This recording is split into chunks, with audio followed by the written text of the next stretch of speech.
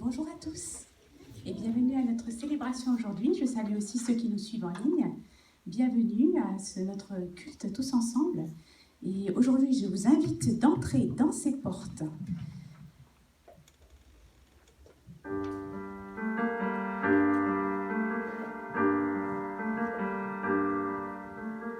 Vous qui soupirez, peuple assoiffé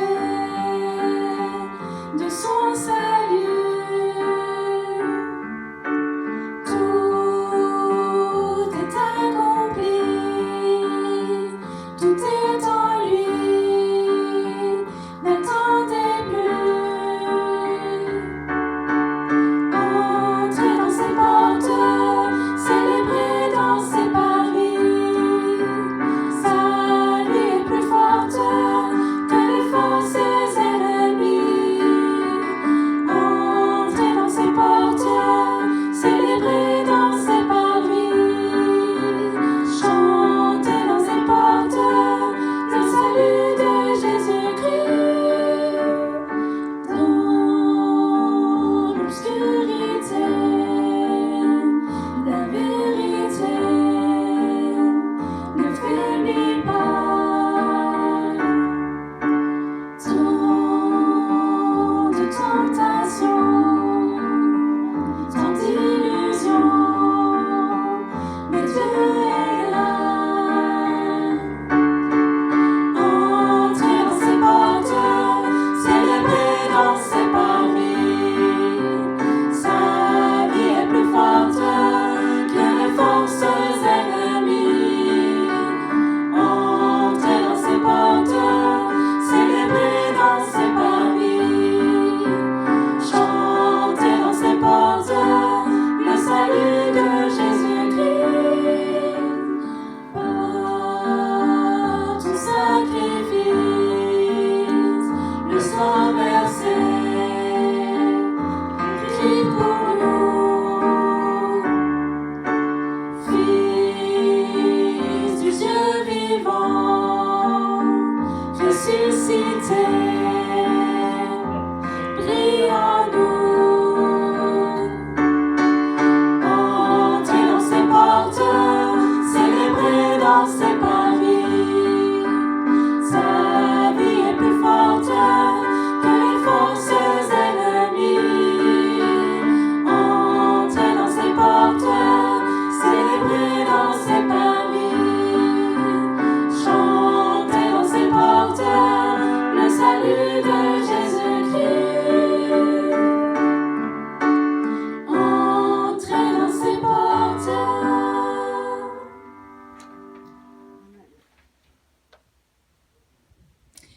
Lisons tous ensemble le psaume 28, versets 6 à 8. Loué soit l'Éternel, car il m'exauce lorsque je le supplie.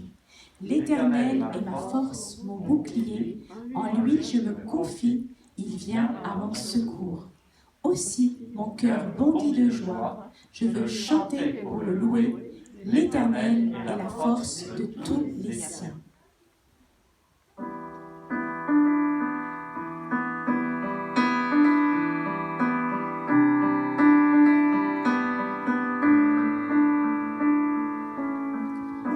À nous la force, la joie du Seigneur. À nous la puissance, par son bras puissant. Revêtu de force, entouré de gloire. Assis sur le trône, à la droite du Père. Faisons monter, monter, un parfum de louange. Faisons monter, monter, notre adoration. Faisons monter, monter, un parfum de louange. Faisons monter, monter, notre adoration. À nous la force, la joie du Seigneur. À nous la puissance,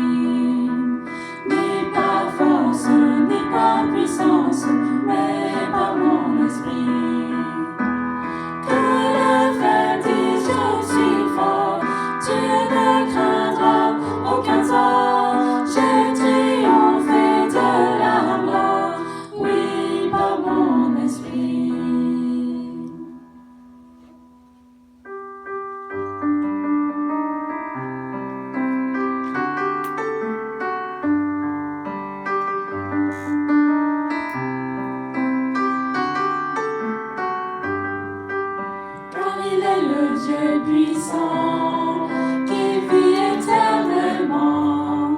Son royaume ne sera pas détruit, car son grand règne est infini, car il est le Dieu puissant, qui vit éternellement. Son royaume ne sera pas détruit, car son grand règne est infini. Béni soit le nom de Dieu, qui délivre et qui sauve.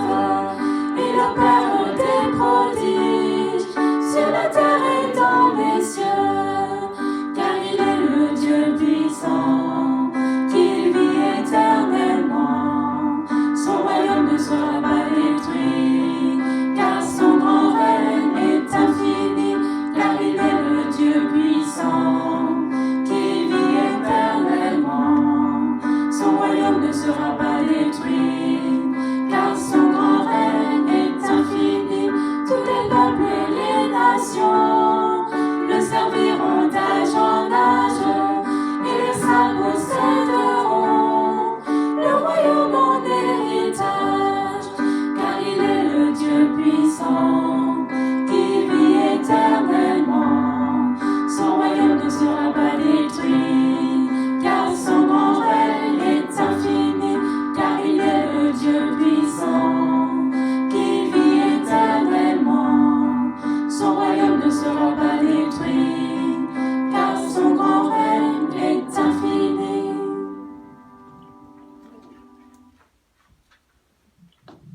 Ésaïe 30, 15. Car ainsi parle le Seigneur l'Éternel, le Saint d'Israël. C'est si vous revenez à moi, si vous restez tranquille, que vous serez sauvés. C'est dans le calme et la confiance que sera votre force. Verset 18. Et pourtant, l'Éternel attend le moment de vous faire grâce, et il se lèvera pour vous manifester sa compassion, car l'Éternel est un Dieu juste. Heureux tous ceux qui se confient en lui. Et le dernier verset, Ésaïe 40, 31. Mais ceux qui espèrent en l'Éternel renouvellent leur force. Ils prennent leur vol comme les aigles. Ils courent et ne se lassent pas. Ils marchent et ne se fatiguent pas. On peut se lever? Vous pensez que notre force peut être renouvelée? Notre force sera renouvelée en nous attendant à Dieu, nous nous attendons à Dieu. Notre force sera renouvelée en nous attendant à Dieu, nous nous attendons à Dieu. Tu règnes à jamais, Seigneur, espoir, puissant libérateur. Tu es le Dieu d'éternité, le Dieu d'éternité, jamais lassé, jamais fatigué. Tu es le défenseur du faible, le réconfort du pauvre. Tu nous donnes l'envol comme l'aigle. Notre force sera renouvelée en nous attendant à Dieu, nous nous attendons à Dieu. Notre force sera renouvelée en nous attendant à Dieu, nous nous attendons à Dieu. Tu règnes à jamais, Seigneur, espoir, puissant libérateur.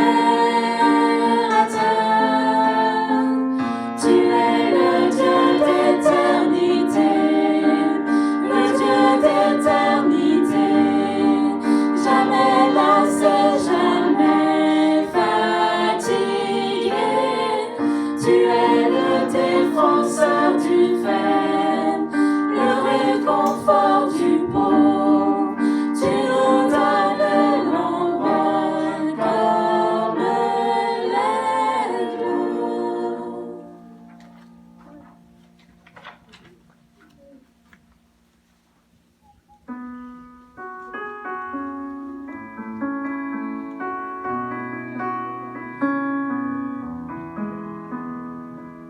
C'est dans le calme et la tranquillité que sera notre force. Et la confiance en ta fidélité sera notre paix. C'est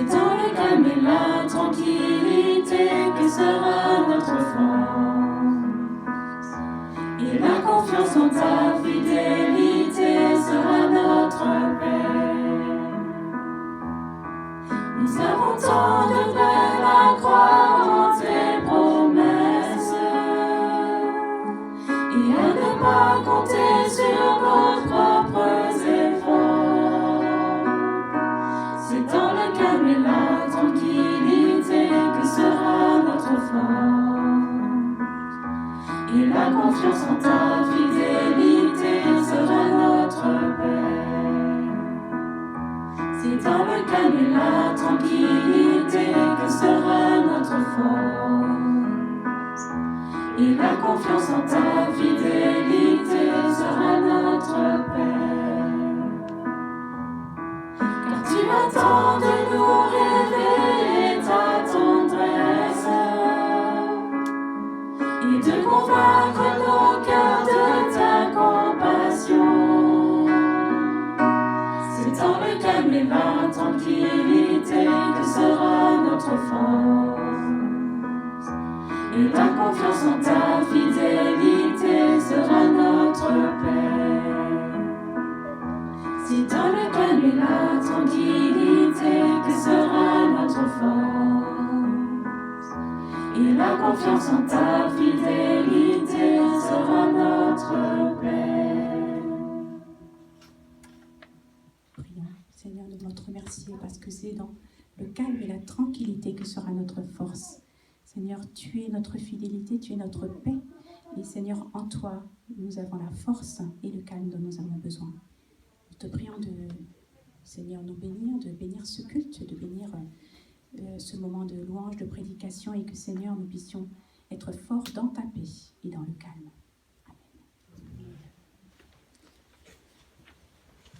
Si vous nous visitez pour la première fois, voilà, vous trouverez dans votre bulletin une petite carte de connexion. Ça nous permet de mieux vous servir. Si vous souhaitez nous laisser vos coordonnées ou nous laisser des sujets de prière, ou si vous avez des questions, voilà, n'hésitez pas à l'utiliser, à la mettre dans le panier des offrandes qui passera tout à l'heure. Nous allons passer au moment des offrandes et je vous ai choisi un texte en Chronique, 1 Chronique 29. C'est David qui loue l'Éternel.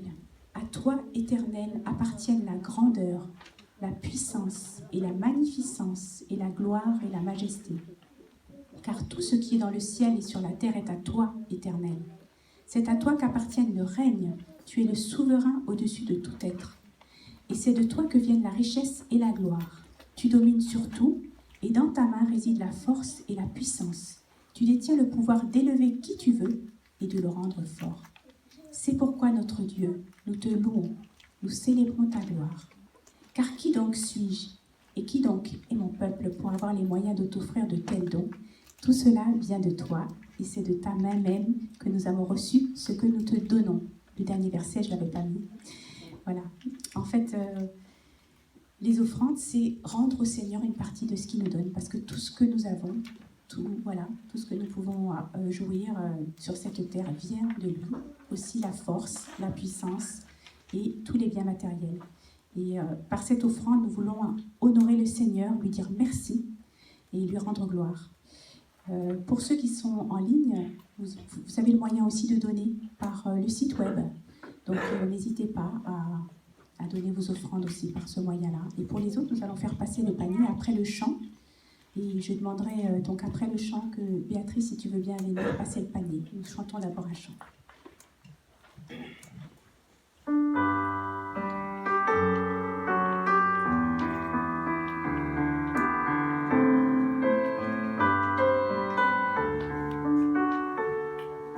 Je viens t'offrir, Seigneur, ce que j'ai de meilleur. Je viens t'offrir ma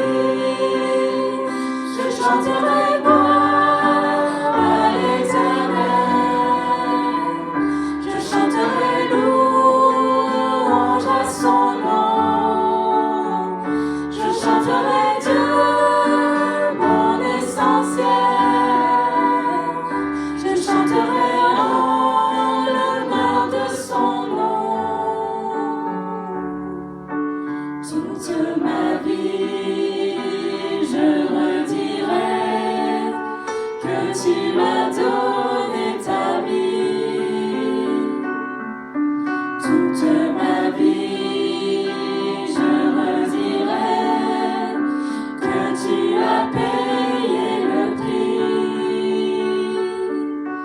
Toute ma vie, je redirai que je ne vis que pour lui. Je chanterai gloire à l'Éternel. Je chanterai louange à son nom. Je chanterai Dieu, mon essentiel. Je chanterai en l'honneur de son nom.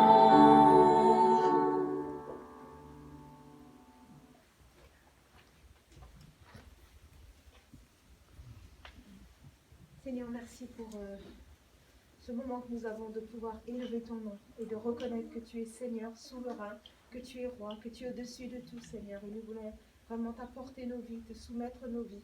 Et ces offrandes, c'est aussi notre adoration, notre reconnaissance pour ta fidélité envers nous, parce que tu es celui qui pourvoit à nos besoins. Et même si ça prend du temps, Seigneur, nous savons qu'en ton temps, tu es celui qui pourvoit, qui apporte les solutions. Et nous voulons vraiment te remercier pour ta fidélité en étant fidèle dans nos offrandes. Et nous savons, Seigneur, que tu regardes nos cœurs et nous voulons te donner avec joie, avec vraiment encore toute cette reconnaissance qui t'est due. Seigneur, sois béni et merci pour ces offrandes qu'elles puissent permettre à ton règne d'avancer ici-bas, à ton Église vraiment de se propager et à l'Évangile d'être annoncé. Seigneur, nous te bénissons au nom de Jésus-Christ. Amen. Amen.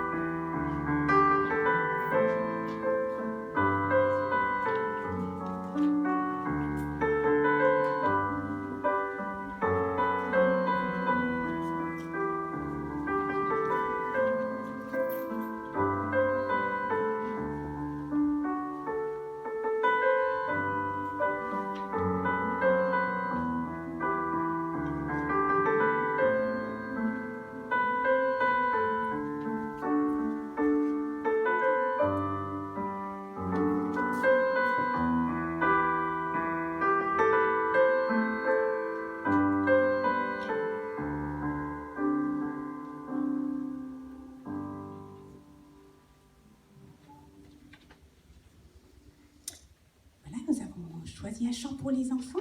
On a déjà chanté quelques fois. Il s'appelle Dieu peut. Ah oui, Dieu il peut tout. Voilà, donc on va le chanter aussi bien pour les adultes que pour les enfants. Dieu est fort. On a un Dieu qui est fort.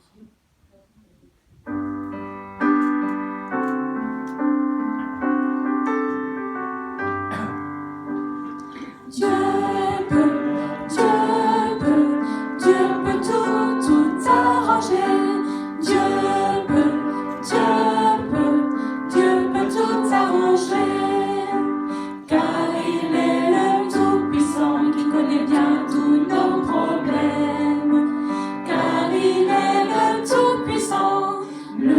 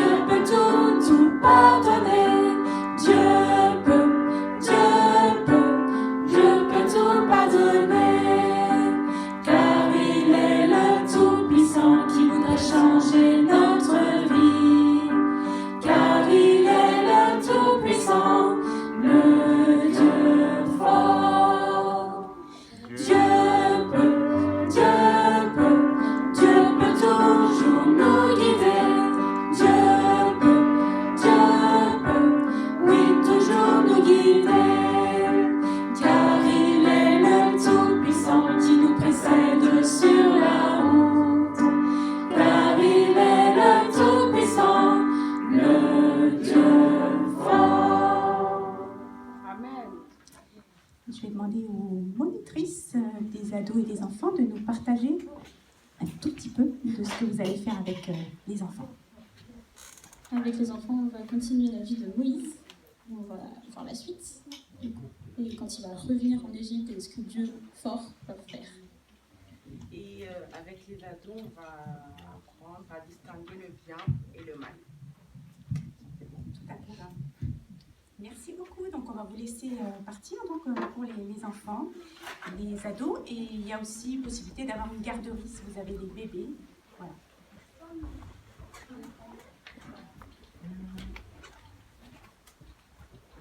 Bonjour à tous. Bonjour. Vous allez bien? Je n'entends pas beaucoup de oui. Alors, quelqu'un m'a dit hier, c'était Anne-Marie, qu'une des choses qui était vraiment bien dans les cultes, c'est d'avoir nos fameux exercices spirituels, relationnels. Alors, on est en temps de Covid, permettez que j'enlève mon masque. Vous savez que Dieu vous a créé parce qu'il vous aime, pour vous aimer et pour que vous l'aimiez en retour. Et la pratique de notre amour, ça s'appelle l'adoration. Dieu se cherche des adorateurs et il veut qu'on l'adore avec toute notre vie. Alors c'est le dimanche, et pas simplement le dimanche, mais notre adoration, c'est l'expression de notre amour. Alors Dieu dit plein de choses sur l'expression de notre amour. Déjà, il dit qu'on ne peut pas l'aimer sans aimer les autres. Comme ça, c'est dit. Et donc c'est là toute l'importance aussi de ces moments relationnels qui sont des moments où on exprime notre amour aux autres en exprimant aussi notre amour pour le Seigneur. Et je vous propose d'avoir un moment d'adoration. Alors vous avez vu ces derniers temps, on a souvent fait le modèle des 15 minutes. Donc vous allez avec une autre personne, ça peut pas être quelqu'un de votre famille, quelqu'un d'autre, pendant 5 minutes, 10 minutes en tout, allez on va faire 7 minutes. Vous expliquez l'histoire de votre conversion. Quand vous avez rencontré le Seigneur Jésus-Christ, il faut que ça soit court. Vous essayez de le résumer en « Avant de rencontrer le Christ, j'étais, par exemple, c'était l'histoire de Nicolas, déprimé et seul. Mais une fois que j'ai rencontré le Christ, j'ai trouvé vraiment en lui, l'histoire de Nicolas, c'est la plénitude et beaucoup de joie et la paix du Seigneur. » Ok? Donc, avant de rencontrer le Christ, j'étais comme ça, j'ai rencontré le Christ et maintenant je suis comme ça. Et puis après ça, ça sera notre moment d'adoration du Seigneur. On va le remercier pour ce qu'il a fait et lui porter gloire. Et je vous laisserai l'occasion de venir devant, comme nous avons fait ces derniers temps. Le virus circule peut-être, on s'en fout. Ce qui compte, c'est que l'adoration au Seigneur circule. Ok? Donc prenez 7 minutes et je vous dirai... dans 5 minutes, je vous dirai, il reste 2 minutes, puis 1 minute, et puis après, on passera devant et on le fera. Vous le ferez aussi pour les gens qui sont avec nous sur le web. Donc, c'est parti. Et pour ceux qui sont sur le web, vous pouvez le faire par SMS, toujours, en m'envoyant un SMS au 06 28 20 30 65, et en disant, voilà donc, avant de rencontrer le Christ, j'étais comme ça, et maintenant que j'ai le Christ, je suis comme ça. Ah, c'est pas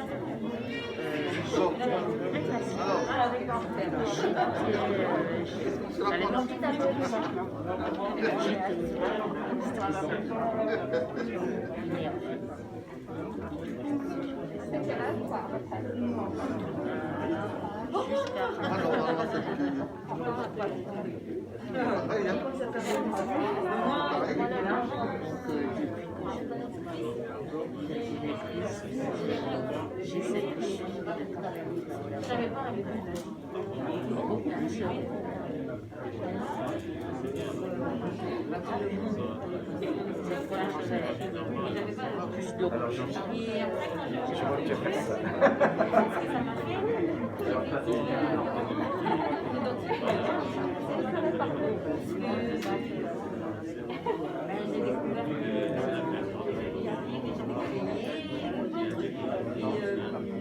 Je t'écoute après, on va échanger.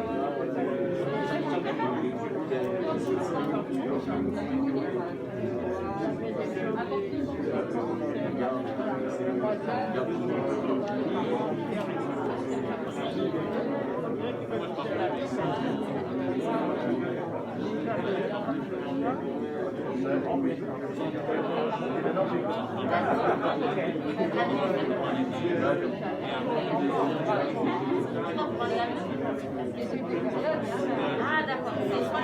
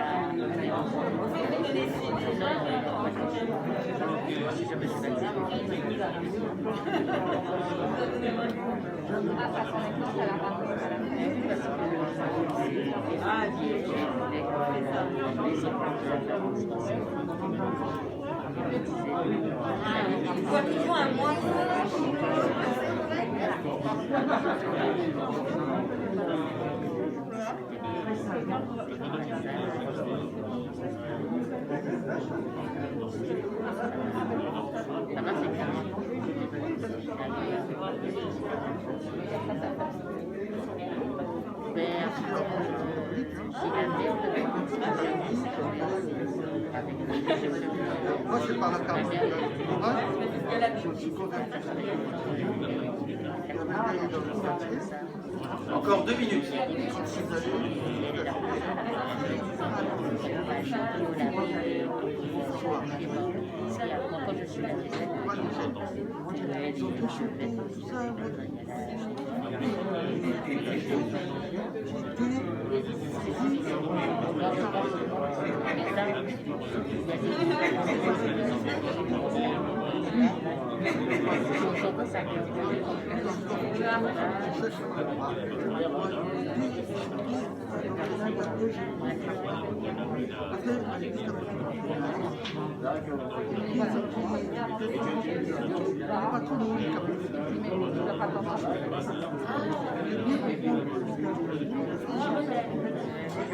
C'est ça que je vais aller chercher ailleurs.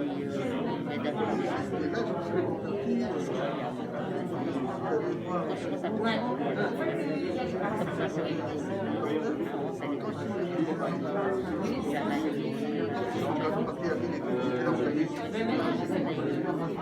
suis contenté. Moi, je suis baptisé chez le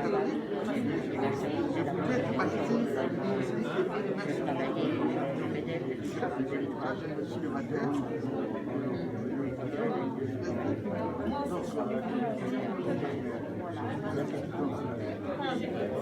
Je vais écouter la parole. Encore 1 minute.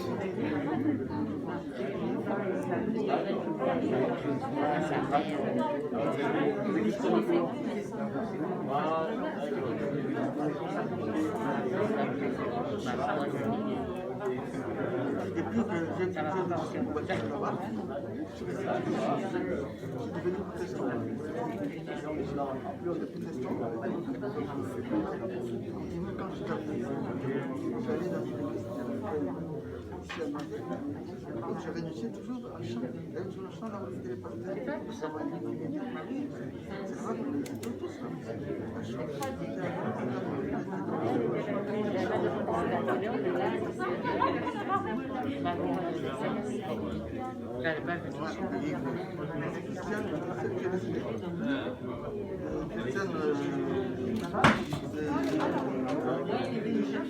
Je regarde avec qui bon le maître, c'est pas avec les autres. Il parle avec Christine. Voilà, donc bravo, c'est super. Vous savez, l'adoration dans la Bible, c'est toujours, on va dans la présence du Seigneur. Et la présence du Seigneur, il est au milieu de nos louanges, il est au milieu de notre adoration, là où 2 ou 3 sont réunis en mon nom, a dit Jésus, je suis au milieu d'eux. Et il y a cette autre notion dans la Bible qu'on monte dans le temple, on monte dans la maison du Seigneur, on monte dans la présence du Seigneur avec nos offrandes. Nos offrandes matérielles, mais aussi l'offrande de notre cœur, l'offrande de notre personne. C'est pour ça qu'on ne peut pas simplement rester chez soi, avis aux internautes qui sont à la maison. C'est toujours mieux de suivre le culte en étant par Internet que de ne pas le suivre. Mais le concept même de l'adoration, c'est je monte dans la présence du Seigneur, dans le temple du Seigneur, dans la maison, pour rencontrer le Seigneur dans la louange, et on le rencontre dans la louange. Et la louange, yada, dans l'hébreu, ça veut dire publiquement qui Dieu est et ce que Dieu a fait. Donc ce n'est pas un truc que tu peux faire en restant à la maison. Tu peux pas, même si tu chantes à la maison, tu ne peux pas louer le Seigneur, désolé pour ceux qui nous écoutent, tu ne peux pas parce que tu ne le fais pas publiquement. La louange doit être publique pour être louange. Et c'est ce que je vous propose maintenant de faire, que chacun, libre à chacun, de venir devant et dire, moi avant de rencontrer le Christ, je vous ai déjà donné mon exemple, j'étais un enfant seul et abandonné, et un peu déprimé, mais j'ai rencontré le Christ qui m'a donné sa paix, l'assurance de la vie éternelle, et vraiment qui a chassé ma déprime, et j'ai eu vraiment la plénitude de la vie avec Jésus-Christ. Voilà, donc avant j'étais comme ça, maintenant je suis comme ça, et de le dire, c'est notre manière d'exprimer notre reconnaissance au Seigneur pour ce qu'il a fait pour notre vie. C'est aussi notre manière de dire qui est Jésus-Christ. Okay, qui sera le premier? Venez me rejoindre devant. Allez. Il faut le faire devant la caméra et au micro.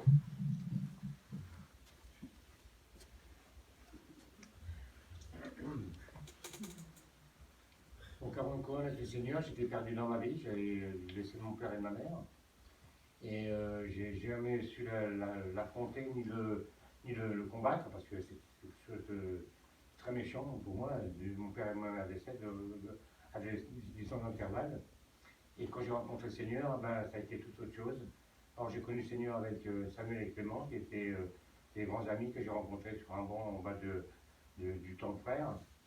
Puis on s'est rencontrés, puis on a été au McDonald's, puis après on faisait tout le temps une fois par semaine revue de la Bible au McDonald's.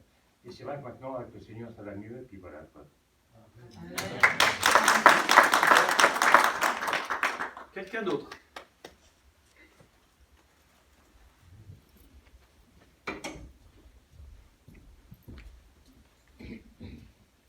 Et bien moi, avant de rencontrer le Seigneur, j'étais quelqu'un d'assez solitaire, de rancunier, réfléchi avec moi-même et avec mon monde.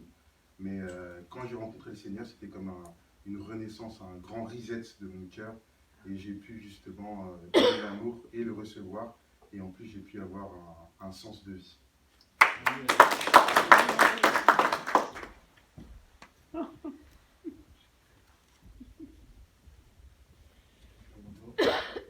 Avant de rencontrer le Christ, c'est comme John l'a dit, j'étais quelqu'un de avare, rancunier, très nerveux, un mauvais pardon. J'aimais bien faire du mal aux autres. Et maintenant, avec j'ai rencontré le Christ, je suis quelqu'un qui partage l'amour, qui rend service aux autres, qui pratique l'amour pour son prochain. Et vraiment, lorsque j'ai rencontré, c'était vraiment un renouveau, un nouveau départ. Et je vous remercie pour cela. Qui est-ce qui veut louer le Seigneur? Dire qui Jésus-Christ est et ce qu'il a fait dans sa vie. Bonjour. Bonjour, moi avant de rencontrer le Seigneur, j'ai cherché beaucoup la gloire du monde. Donc je voulais même devenir star et tout, faire des choses dans le monde parce que je pensais que c'est ce que tout le monde fait. Après, quand j'ai rencontré le Seigneur, j'ai trouvé une identité. J'ai trouvé qu'en fait, qu'il y avait déjà un plan pour moi et tout. En fait, ce que ça m'a donné la paix, la stabilité, parce que je cherchais partout tout, le bonheur et tout. Et il fallait pas. Et bien avec Dieu, en fait, maintenant, je suis contente, ma vie elle va bien, je suis stable dans mon corps, je veux dire. Mais après, il y a des choses encore à améliorer. Mais je ne me cherche plus, je me suis trouvée en Christ. Amen. Amen. Qui est-ce qui veut remercier le Seigneur en venant devant?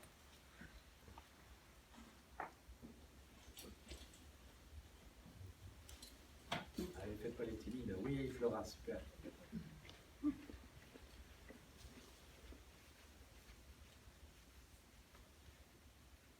Bonjour. En fait, je veux dire qu'avant, ma vie, c'était trop difficile. Je habitais dans les cons, j'avais trop de difficultés avec 2 enfants tout seuls. Et en fait, moi, je ne connaissais pas Jésus-Christ et c'était un vie trop mal. Maintenant que je connais Jésus-Christ, ça a changé la vie totalement parce qu'il m'a montré beaucoup de miracles et m'a montré sa force. Et maintenant, ça a changé ma vie. Je ne suis pas comme avant. Super. Quelqu'un d'autre?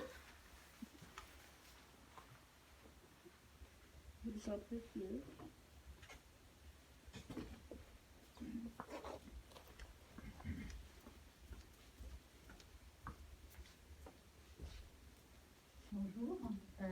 Alors avant que je rencontre Jésus-Christ, j'étais bouddhiste et je suis quelqu'un de peureux, timide, réservé et j'avais très peur de mourir et je posais des questions après la mort où je suis et tout ça. Lorsque je rencontrais Jésus-Christ, une famille chrétienne, une église m'a accueilli, m'a annoncé que le salaire de péché, c'est la mort. Mais après, quand tu reçois le Seigneur Jésus-Christ, tu as une vie éternelle. Et c'est ça que j'ai vraiment super contente. Ma vie a été transformée. J'ai accepté Jésus-Christ dans ma vie. Et maintenant, j'ai plus peur. Et puis, je vois que j'ai cette vie éternité. Et c'est super. Et voilà. Et c'est l'espérance et la sûreté de tout ce que je fais. Et je peux m'appuyer sur le Seigneur. Et j'ai la joie, j'ai la paix en moi et l'assurance de vie. Et tout ce que je fais, je rends grâce au Seigneur et il veille sur moi du tout. Gloire à Dieu. Alors quand j'entends Lydie qui dit qu'elle était peureuse, timide et réservée, je dis ah ouais, le Seigneur il a complètement changé, hein, ça c'est sûr. Il y a eu un grand changement. Alors je vois des SMS qui arrivent. Sonia, bonjour Nicolas et bonjour à tous. Avant de rencontrer le Seigneur, j'étais triste et je n'avais pas confiance en moi. Après, j'avais beaucoup plus d'assurance et j'ai retrouvé la paix, la confiance, la protection du Seigneur. Je rends grâce à Dieu pour tout cela au nom de Jésus. Amen. Amen. Voilà. Et donc je profite pour te saluer Sonia, même si je ne te vois pas. Et je profite aussi de dire, c'est important que vous priez pour Sonia, qui a très mal à cette épaule et qui est en train de retrouver son épaule. Aussi Lydia qui nous écrit « Avant de rencontrer le Christ, j'étais triste, seul, perdu, un vide dans mon cœur. Maintenant j'ai Christ dans ma vie, il me comble de tous ses manquements. Il y a aussi mes frères et sœurs qui sont là dans l'amour fraternel de notre Seigneur Jésus. Je vous aime. » Oui, nous aussi on t'aime Lydia. C'est sympa de lire ça, super. Bon. Eh bien, je vous invite donc à prendre les notes du message dans le bulletin. J'espère toujours que vous venez aussi avec votre Bible. Note du message dans le bulletin. Vous avez remarqué, hein, le bulletin, comme quelqu'un a dit, c'est renversant. Voilà. Je ferai mieux la prochaine fois. Justement, aujourd'hui, une des choses dont je vais parler, c'est que nous ne sommes pas une église parfaite, et c'est bien vrai. La meilleure nouvelle qui soit, la grâce de Dieu me rend fort. Nous sommes dans une série sur la grâce de Dieu. La grâce de Dieu, c'est Dieu qui nous donne ce que nous ne méritons pas. C'est Dieu qui nous donne des bonnes choses qui sont imméritées. Pourquoi j'ai choisi ce thème de message pour les prochaines semaines? C'est tout simplement parce que dans cette période de crise sanitaire et dans votre vie de manière générale, vous aurez toujours toutes sortes de besoins, c'est certain. Mais Dieu veut pourvoir à ses besoins. Et le Seigneur s'appelle Jéhovah Jireh. C'est dans Genèse 22, 14 que Abraham appelle le Seigneur Jéhovah Jireh quand le Seigneur a pourvu à un mouton, un bélier pour son fils. Le Seigneur a pourvu. Et puis plein de passages bibliques vous rappelleront cette vérité simple que Dieu veut prendre soin de vous. Dont 1 Pierre 5, 7, déchargez-vous sur lui de tous vos soucis, car lui-même prend soin de vous. Et puis, mon Dieu pourvoira à tous vos besoins. C'est une promesse que Dieu vous fait dans Philippiens 4, 19. Mon Dieu pourvoira à tous vos besoins selon sa magnifique richesse par Jésus. Et ce verset qu'on a appris par cœur, approchons-nous donc du trône de Dieu où règne la grâce. Nous obtiendrons le pardon et nous y trouverons la grâce pour être secourus au bon moment. Et de ce verset, je tire, moi, peut-être une définition de la grâce, qui n'est peut-être pas classique, mais parce que Dieu est bon, Dieu pourvoira à chacun de tes besoins au moment où tu en as besoin. C'est ce que le verset dit. Nous y trouverons la grâce pour être secourus au bon moment. Alors dimanche dernier, nous avons vu un des premiers aspects de la grâce de Dieu, qui est que la grâce de Dieu sauve. Jésus veut dire Dieu sauve. La grâce de Dieu sauve de tout, et la Bible nous rappelle que si Dieu nous a sauvés de la perdition, de l'enfer, de la culpabilité, il nous donnera tout avec son Fils Jésus-Christ. Si Dieu n'a pas épargné son propre Fils, mais l'a livré pour nous tous, comment ne nous donnera-t-il pas tout avec son Fils?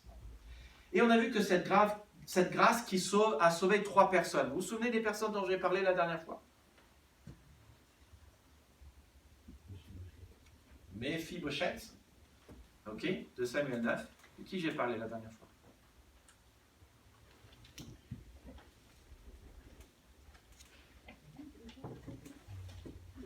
Quels sont les 3 exemples que j'ai cités? Pardon? La femme adultère, deuxième, et le troisième? Le brigand sur la croix. Le brigand sur la croix, merci, super. C'est là l'intérêt en fait de prendre des notes, sinon on oublie après 3 jours. Ce qui est intéressant avec ces 3 personnes, c'est que finalement, ils ont tous été sauvés, mais ils étaient tous dans une position extrême de faiblesse. Méphibosheth, qui a été échappé par sa nourrice, quand sa nourrice prenait la fuite, il tombait sur les pieds, il était perclus des pieds, et paralytique, il ne pouvait rien faire. Le brigand, il était cloué à la croix. En réalité, grande position de faiblesse. Il allait mourir quelque temps plus tard. Et la femme adultère, pris dans sa grande faiblesse, mais aussi, elle allait mourir si Jésus faisait rien. Et on voit donc que Dieu nous sauve, mais Dieu nous sauve aussi dans nos situations de faiblesse, dans nos moments où on est paralysé. Il se peut que tu te dises que tout ce dont je parle sur la grâce, tu sais, tout cela... Et tu te sens peut-être pas comme la femme adultère, ou peut-être pas comme le brigand, ou peut-être pas comme Méphibosheth. Mais quand je discute avec chacun de nous, on a tous dans nos vies des questions de niveau d'énergie et de force. Combien de fois j'entends les gens me dire « Ah ouais, mais non, je ne vais pas à l'église, je n'ai pas la force, je ne vais pas à l'église, je suis fatigué. » Combien de fois j'entends quelqu'un qui me dit « Ah ouais, mais non, là, après ce qu'il ou elle m'a fait, je n'ai pas la force de faire ceci, je n'ai pas la force de faire cela, je suis paralysé. » Nous avons au fond de nous des blessures qui engendrent des paralysies et des blocages, et nous avons des mauvaises habitudes, et donc nous avons des questions de faiblesse dans notre vie. Ce que nous pouvons assurer sur la base de la Bible, c'est que Dieu veut prendre soin de toi, et dans sa grâce, il veut t'aider, il veut te sauver de plein de situations différentes. Dieu sauve, et pas simplement de l'éternité, loin de Dieu, sauve de tout. Jésus sauve de toutes les situations.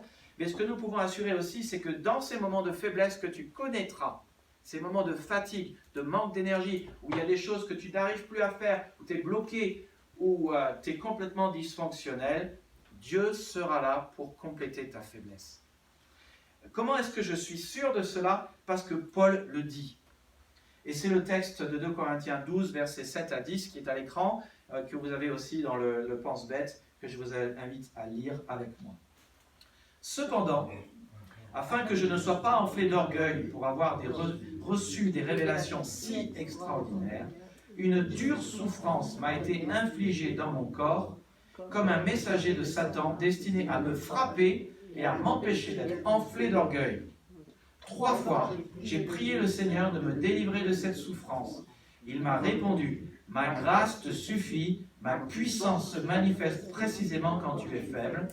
Je préfère donc bien plutôt me vanter de mes faiblesses, afin que la puissance du Christ étende sa protection sur moi.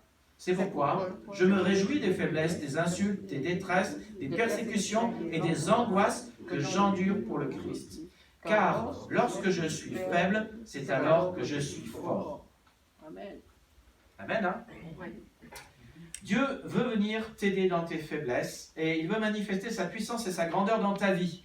Il veut te donner tout ce dont tu as besoin et bien sûr, au final, c'est toujours lui qui juge quels sont tes vrais besoins. Il a de la compassion pour toi et tu connaîtras sans doute la maladie, les faiblesses, la tentation, les souffrances, des limitations. Mais ce que ce texte dit, c'est que Dieu sera toujours là pour toi, même si tu es faible. Sa puissance t'aidera dans la faiblesse. La grâce de Dieu sera au rendez-vous. Nous avons tous, c'est sûr, nous avons tous toutes sortes de faiblesses. Alors, elles peuvent être circonstancielles, elles peuvent être financières, elles peuvent être relationnelles, elles peuvent être émotionnelles, elles peuvent être relatives à tes talents ou à tes dons, elles peuvent être physiques. Comment est-ce qu'on sait si on a plus de 50 ans? J'ai fait cette blague récemment à quelqu'un. Si vous avez mal le matin au lit, c'est que vous avez plus que 50 ans. Tous les matins, je me réveille avec ce mal de dos. Et je me dis, ah, voilà, Dieu me rappelle, j'ai plus de 50 ans. Mais voilà, certains, ils ont de la chance, ils disent, oh, moi j'ai besoin de dormir 4 heures. Moi je dis, oh là là, mais tu as de la chance, tu as besoin de dormir 4 heures. Moi, il me faut 7 à 8 heures de sommeil. On est tous faits différents. Pour certains, des choses sont des faiblesses, pour d'autres, ce ne sont pas des faiblesses. Mais quelles que soient nos faiblesses et quel que soit ce que c'est important de garder la perspective divine, la perspective de Dieu sur ta vie. C'est important que tu aies la vue d'ensemble, que tu saches comment Dieu les voit. D'abord, c'est une chose importante, Dieu t'a choisi, et il ne faut pas l'oublier. Ensuite, Dieu t'a fait. Ensuite, Dieu reste souverain de toutes choses. Et si tu as mal au dos le matin, c'est aussi parce que Dieu l'a permis. Une des choses que l'on apprend du livre de Job, c'est que il ne peut rien nous arriver de mal sans que Dieu l'autorise. Et même Satan doit demander la permission à Dieu de faire une chose. Et puis Dieu permet que tu aies des faiblesses, des limitations, des souffrances. Et sa grâce, c'est ce qu'il va te donner et ce dont tu as besoin quand tu en as besoin dans ce moment de souffrance. Et ce qui intéresse Dieu et ce qui ressort dans 2 Corinthiens 12, 9, c'est que ce qui intéresse Dieu, c'est de manifester sa puissance et sa grandeur. Ma grâce te suffit. Ma puissance se manifeste précisément quand tu es faible. Je pense aussi à ce que Paul dit dans 2 Corinthiens chapitre 4 et verset 7, que vous voyez à l'écran.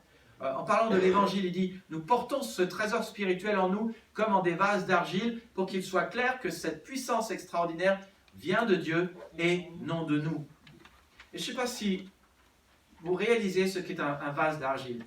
C'est un contenant fait de terre cuite. C'est un contenant qui est dur, qui résiste, mais pas tant que ça. Il ne résiste pas au choc. Un contenant de terre cuite n'est pas élastique. Il n'est pas flexible. Et donc vous avez un choc qui arrive sur un vase d'argile et le vase d'argile se casse. Est-ce que ça ressemble à ce que nous sommes un petit peu? Oui, je crois. Parce que nous ne sommes pas tout puissants, nous ne sommes pas hyper flexibles, nous avons certaines choses dans notre vie et parfois il suffit qu'un coup vienne et bam, on s'effondre. Un coup de la gauche, un coup de la droite, un coup par derrière, un coup inattendu, on croit être fort, mais on n'est pas fort. Mais ce texte dit que ce que Dieu veut, c'est que sa puissance soit manifestée. Il veut il faut qu'il soit clair que cette puissance extraordinaire vient de Dieu et non de nous.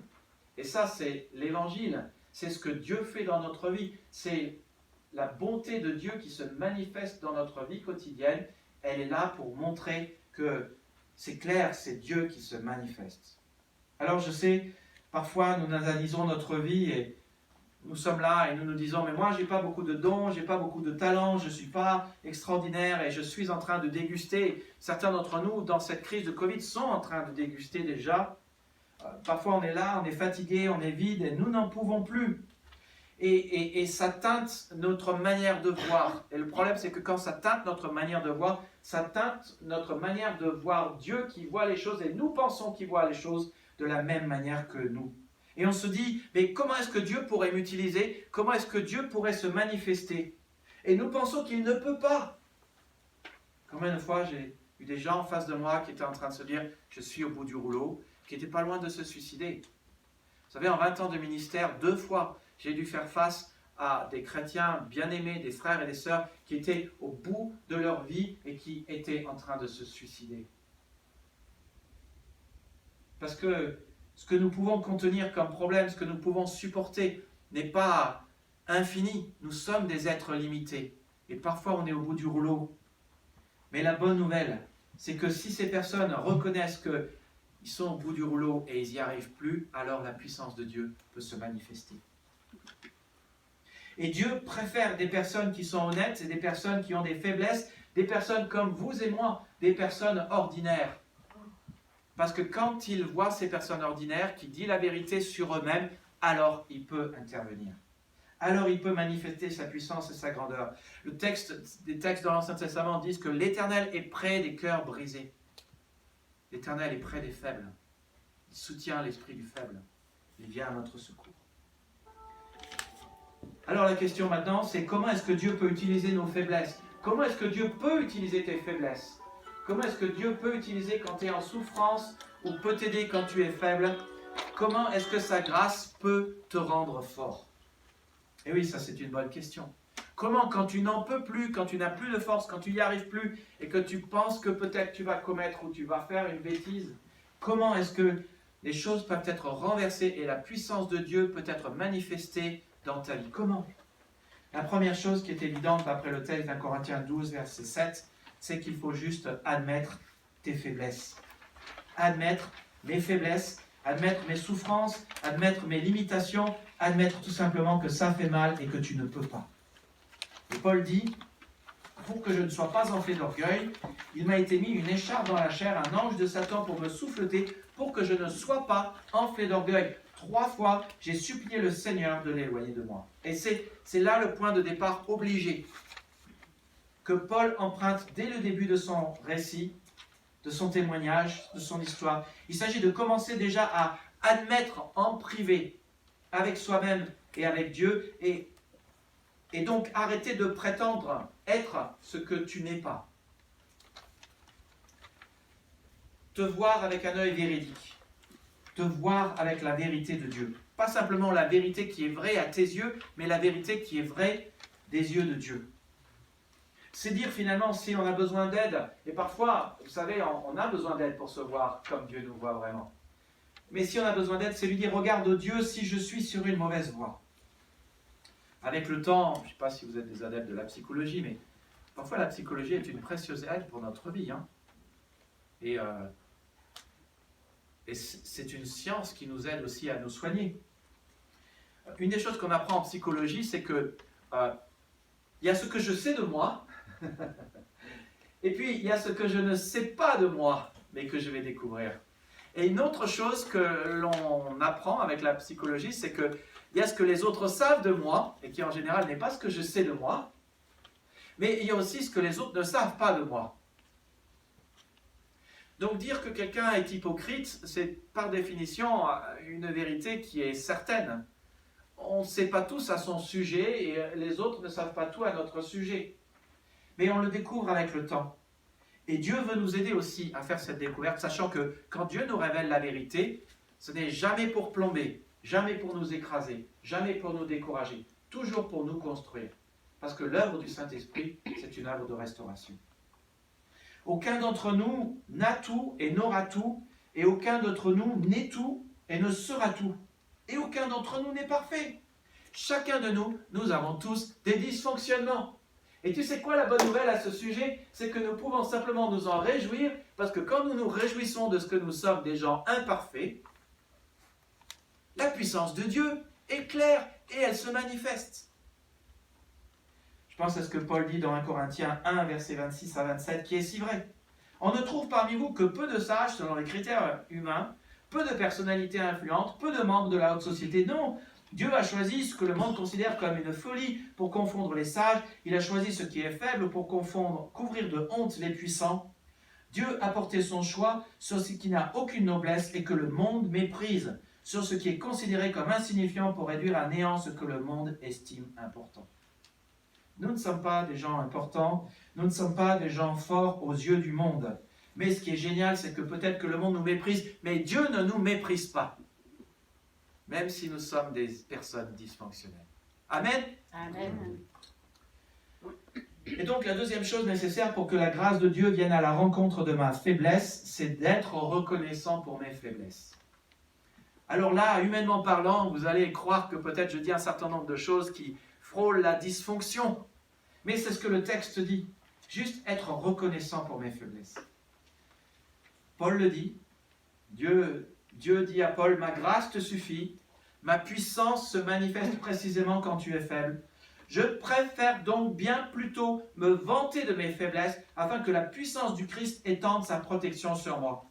C'est pourquoi je me réjouis des faiblesses, je me réjouis des insultes, des détresses, des persécutions, des angoisses que j'endure pour le Christ, car lorsque je suis faible, c'est alors que je suis fort. Ce n'est pas une blague. Nous préférons plutôt être libérés de nos faiblesses, et je le sais, la tendance humaine, surtout en France et tout l'état d'esprit européen de manière générale, c'est de dire, vous allez en école, on vous dit que c'est pour apprendre des choses, mais s'il y a un truc qu'on apprend en école, franchement, c'est qu'on est nul. Excusez-moi de le dire. Moi, j'ai fait mes études aux US, et j'avais l'inverse. J'avais des profs qui étaient tout le temps en train de nous soutenir et de nous encourager. Mais en France, en Angleterre et dans un certain nombre de pays de l'Europe, on vous explique constamment que vous êtes nuls. Et sur votre bulletin, sans arrêt, il y aura écrit « peut mieux faire ». Pas tout à fait. Je sais que certains instituteurs ou institutrices parmi nous ne sont pas comme ça. Mais il sera écrit, on mettra l'accent sur vos faiblesses et on vous dira, si un jour tu veux réussir, il faut que tu résolves tes faiblesses. Alors que moi, quand j'étais aux US, l'état d'esprit est complètement différent. Il voit votre potentiel, il voit ce que Dieu peut faire au travers de vous. Et vous savez quoi? Il vous loue pour vos forces. Là, on ne nous parle ni de travailler à nos faiblesses, ni de nous louer pour nos forces. On nous parle simplement d'être aussi reconnaissant pour nos faiblesses. D'être reconnaissant. Dieu dit, non, je ne veux pas que ma grâce...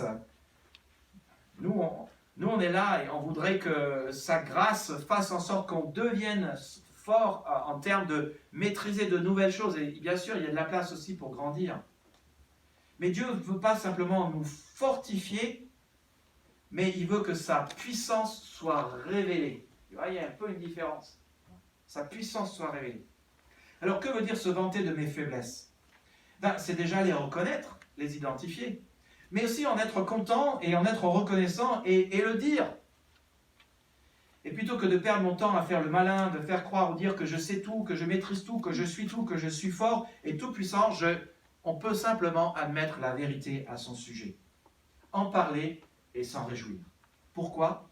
Parce qu'admettre ses faiblesses n'est pas une menace pour toi, parce que quand tu les admettras, tes faiblesses, la puissance de Dieu se révélera. Je suis chrétien depuis longtemps, j'ai rencontré beaucoup de chrétiens. Beaucoup n'ont sans doute pas expérimenté la puissance de Jésus-Christ, tout simplement parce qu'ils n'ont pas admis et reconnu leur faiblesse. Et ils n'ont pas compris que la puissance de Dieu et sa force ont bien plus de valeur que ce qu'ils pensent, et que cette puissance les protégera dans les moments difficiles. Cette puissance comblera leurs faiblesses.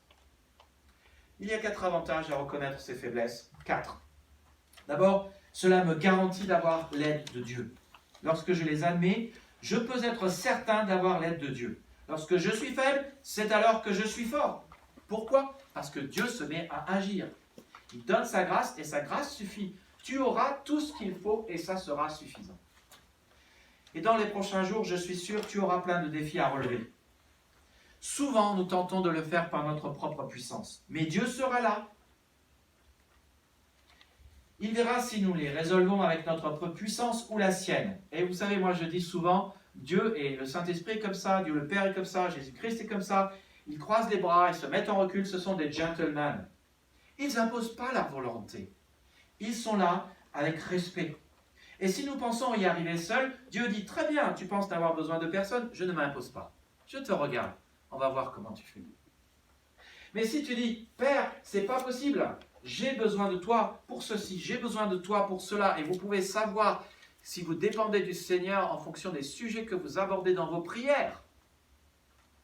Et si vous dites, Seigneur, j'ai besoin de toi pour traverser cette journée parce que je n'ai pas la force nécessaire, la journée va être longue, ou je n'ai pas la sagesse, je n'ai pas tous les moyens, et vous dites au Seigneur cela, alors Dieu dit, oui, je le savais. J'attendais que tu le reconnaisses. Maintenant que tu le reconnais, comme je te respecte, je peux intervenir. Maintenant, je peux agir pour toi. Maintenant, je peux manifester ma puissance. Et il te branchera sur la source de puissance, sa source de puissance. Lorsque je suis faible, c'est alors que je suis fort. C'est une leçon que nous devons apprendre tous encore et encore. Et on a tous une mémoire un peu courte sur le sujet. Parfois, on est dans une situation financière difficile. Dieu nous aide et un mois après, on a juste déjà oublié. Parfois, on est pris dans une situation de péché. Et Dieu nous reprend et nous montre. Et on essaye d'apprendre la leçon. On dit, qu'est-ce que le Seigneur a eu de la compassion et de la miséricorde pour moi. Je n'oublierai jamais sa leçon. Mais un an après, empreint de justice personnelle tellement grande, quand quelqu'un d'autre a tombé d'une manière différente de nous, on est prêt à lui lancer la première pierre. Ça vous est déjà arrivé? Oui. Et quelqu'un est là, et un ami est parmi vous, est proche de vous, et dit, tu te souviens de ce qui s'est passé il y a quelque temps sur ce sujet? Ah, mais tu as la mémoire courte. On a besoin d'un emploi, on va à l'église, et on dit, Seigneur, si tu me donnes un emploi, je serai éternellement reconnaissant. Et voici, on a un emploi, et on n'est plus au culte. Et la personne a disparu. Dieu intervient. Il y a un conflit, on prie que Dieu intervienne. Dieu intervient, il remet sa paix au sein de la relation et du conflit. Et on oublie que Dieu va agir. Et c'est pourquoi Dieu permet la souffrance, comme je disais si souvent. À la dernière guerre mondiale, est-ce que les églises étaient remplies? Oui, les églises étaient remplies. Et quand il n'y a plus de guerre, qu'est-ce que les gens font avec Dieu? Ah, excusez-moi, aujourd'hui je suis trop fatigué, j'ai besoin de faire la sieste. Et après, on s'étonne que Dieu permet la guerre. Et peut-être que ça nous parle aussi pour la situation de Covid. Et l'Europe doit se réveiller. Ce n'est pas l'Afrique qui a besoin de se réveiller. Ce n'est pas la Chine qui a besoin de se réveiller. Il y a 10% de chrétiens là-bas. C'est l'Europe et la France qui est loin de Dieu. Ma puissance se manifeste précisément quand tu es faible. Si tu n'avais pas de faiblesse, si tu pouvais arriver à résoudre tous tes problèmes tout seul, alors tu n'aurais pas besoin de moi, dit Dieu. Mais je suis là, un gentleman. Et je n'agirai que si tu me demandes d'agir. Je te respecte. À partir du moment où tu reconnaîtras que tu as besoin de moi, je viendrai avec ma puissance. Deuxième raison pour laquelle c'est important de reconnaître nos faiblesses, c'est que cela nous empêche d'être orgueilleux. De Corinthiens 12, 7. Afin que je ne sois pas enflé d'orgueil, pour avoir des révélations si extraordinaires, une dure souffrance m'a été infligée dans mon corps comme un messager de Satan, destiné à me frapper et à m'empêcher d'être enflé d'orgueil. Une phrase remplie de mystères. La Bible seconde parle d'épines, d'échardes. On ne sait toujours pas ce qui faisait souffrir Paul. On ne sait pas si c'est un péché, on ne sait pas si c'était ses yeux qui avaient un problème, on ne sait pas si c'est une tentation. Est-ce que vous avez déjà eu une épine? Moi j'aime les roses, alors je coupe les roses. À chaque fois que je vais couper les roses, je me dis, j'ai pas besoin d'un gant. Je suis fort. Et à chaque fois que je fais ça, je me mets une épine dans les doigts. Vous avez déjà eu une épine dans les doigts? C'est terrible, hein? Nous habitions dans une forêt de châtaigniers, à 15 km de Limoges. Et nous avions une règle, c'était de sortir toujours avec les bottes, parce qu'il y avait des vipères et des aspics. Donc il fallait faire très attention. Mais régulièrement, nous les enfants, nous pensions que nous n'avions pas besoin des bottes. Alors on allait dehors avec nos sandales aux pieds et on marchait dans la forêt. Et le problème avec ça, c'est qu'il y avait des bogues de châtaigne. C'est ce que c'est la bogue de châtaigne, toutes les épines autour des châtaignes. Et régulièrement, on s'en prenait dans les pieds. Alors maman devait faire preuve d'une patience infinie, sortir une aiguille, mettre un petit fil, le tremper dans de l'alcool à brûler et charcuter nos pieds pour faire sortir les épines. C'est une chose d'avoir des épines dans des mains, c'en est une autre d'avoir des épines dans des pieds. Ce que nous avons besoin de savoir, c'est quelle est l'épine de notre vie ou les épines de notre vie. Si Dieu voulait faire en sorte que vous soyez dépendants de lui, c'est exactement ce qu'il ferait. Il vous donnerait quelques épines. Une chose qui fait mal, pour laquelle vous ne pouvez rien. Et Dieu utilise cela pour vous empêcher de vous enorgueillir. Pour que vous ne disiez pas, moi je suis fort, moi je sais tout, moi je peux tout faire. Vous savez, le premier principe d'une vie renouvelée et d'une vie en bonne santé spirituelle, je ne sais pas si vous vous souvenez, c'est de reconnaître que Dieu est Dieu et toi tu n'es pas Dieu. Dieu peut tout, et Dieu fait tout, et Dieu contrôle tout, et toi, tu ne peux pas grand-chose, et tu ne contrôles rien. Tu ne contrôles pas ta vie, tu ne contrôles pas tes émotions, tu ne contrôles pas tes relations, et tu ne contrôles pas les autres. Et plus tu veux contrôler les autres, et plus que tu veux contrôler ta vie, moins tu la contrôles. C'est un proverbe français qui dit quelque chose un peu dans ce coup-là, c'est plus tu pédales moins vite, moins tu avances plus fort. C'est exactement ça. Plus tu veux contrôler, plus tu veux croire que tu peux tout, moins tu y arrives. Troisième raison pour laquelle c'est reconnaissant, c'est important de reconnaître nos faiblesses, c'est que cela nous pousse à valoriser les autres. Un des dangers associés à la capacité et à la force, c'est que cela nous pousse à être indépendants. Si je n'avais pas de faiblesse dans ma vie, je n'aurais pas besoin de gens. Si je pouvais tout faire, je n'aurais pas besoin des autres pour qu'ils m'aident. Si j'étais tout puissant, je n'aurais pas besoin qu'on prie pour moi, ni de mots de soutien, ni d'un petit groupe, ni qu'on m'aime. Si nous n'avions pas de faiblesse, nous n'aurions pas besoin d'église. Dieu nous a fait pour que nous vivions ensemble et dépendions de lui et des autres. C'est pour cela que ta présence dans un groupe de maison est primordiale. C'est là que les autres pourront t'écouter, te comprendre, prier pour toi, t'aider, t'aimer. C'est là que tu pourras dépendre de Dieu et dépendre des autres. C'est là que tu pourras les apprécier, les écouter. Et si tu ne vas pas dans un petit groupe, et je fais de la pub pour les petits groupes qui vont reprendre la semaine prochaine à compter de dimanche prochain, mais c'est vraiment dans le petit groupe que tu peux être toi-même, reconnaître tes faiblesses et que les autres peuvent t'aider là où toi tu as besoin d'aide. Et je le redis, aucun de nous n'a tous les dons, on a tous des capacités différentes et c'est pour cela que tu as besoin les uns des autres. Comprends, l'Église c'est un grand puzzle hein, et il y a un morceau du puzzle qui s'appelle toi. Et si tu ne vas pas dans un petit groupe, tu es ce morceau du puzzle qui manque au puzzle. Et les autres ne peuvent pas te compléter et tu ne peux pas aider les autres. Or, chacun de nous a besoin de servir et d'être servi, d'aimer et d'être aimé. Vous connaissez ces passages que je lis souvent. Bien plus, les parties du corps qui paraissent les plus faibles sont indispensables. Celles que nous estimons le moins, nous les entourons de plus de soins que les autres. Celles dont il est indécent de parler sont traitées avec des égards particuliers. C'est aussi vrai du corps de Christ. Dieu permet que dans le corps de Christ, il y ait des parties faibles. Et vous savez quoi? Les parties faibles sont aussi indispensables pour qu'on prenne soin d'elles. Nous sommes en train d'avoir une aide alimentaire pour les étudiants. Nous faisons ça pour manifester l'amour du Seigneur. Ça nous remplit de joie. Il y a plus de bonheur à donner qu'à recevoir. Ça nous coûte. Vous savez, oui, ça nous coûte un peu d'argent. Ça vous coûte un peu d'argent. Mais moi, chaque journée que je passe, après avoir passé ce samedi, je me dis, il y a plus de bonheur à donner qu'à recevoir. On est juste rempli de joie. Et c'est ce qui se passe dans les groupes de maison quand on peut aider quelqu'un. On est juste rempli de joie quand on peut faire du bien à l'autre. Et je ne sais pas comment vous vous considérez. Je sais que beaucoup d'entre nous se considèrent comme étant insignifiants. Mais c'est dans les groupes de maison que vous recevrez la puissance du Seigneur qui viendra à votre rencontre, que vous recevrez des gens qui vous aiment, que vous recevrez des gens qui vous servent, et que vous pourrez apprendre des autres, de leur manière d'être, de leur manière de faire, de leur manière de vivre différemment. L'œil ne peut pas dire à la main, je n'ai pas besoin de toi. Et la tête ne peut pas dire non plus aux pieds, je n'ai pas besoin de vous.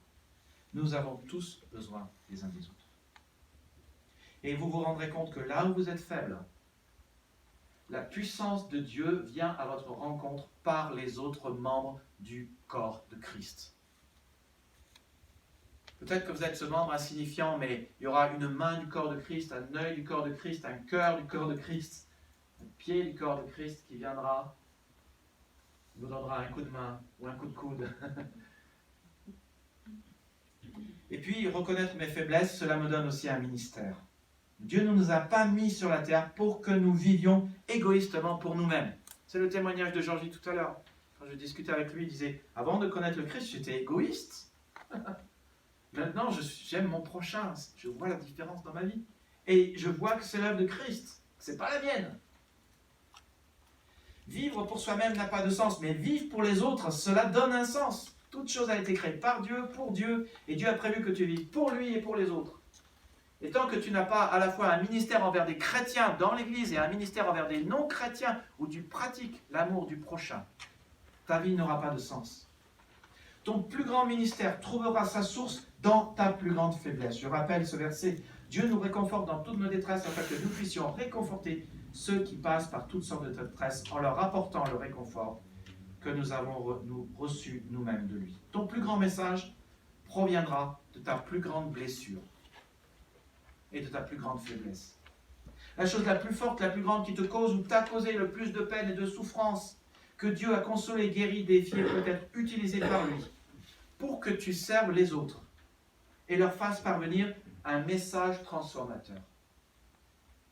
Même si c'est une chose embarrassante, que tu ne voudrais pas que les autres sachent, Dieu peut utiliser cela pour encourager les autres, les guérir, les délivrer. Ta souffrance te donne d'être sensible à la souffrance des autres. Ce que Dieu a fait dans ta vie va donner de l'espoir aux autres s'ils savent comment tu étais, mais qu'il y a eu ce changement complet dans ta vie. S'ils savent que tu n'as pas besoin d'être une star pour trouver ton identité, mais qu'avoir l'identité de Jésus-Christ, qui à ce sujet c'est aussi d'être frère de Jésus-Christ et enfant de Dieu et lumière de ce monde aussi. Sans le savoir, tu voulais être une star dans le monde, mais Dieu a dit non, tu seras une star pour moi. Tu vas briller pour moi. Tu dois porter ce message transformateur qui nous a fait du bien et qui nous a remis debout. Et les gens peuvent savoir qu'il y a de l'espoir et qu'eux aussi peuvent être transformés. Et je dis souvent, je suis en train de relire les messages sur la grâce en ce moment que je vais vous donner ces prochains temps. Je dis souvent, quand toi tu penses que Dieu a fini avec toi ou que ta vie est finie, mon ami, est toujours cela à cœur dans ton cœur. Permets que je plante cette petite graine dans ton cœur. Quand tu penses que c'est fini dans ta vie, ça n'est pas fini. Dieu n'a pas fini avec toi.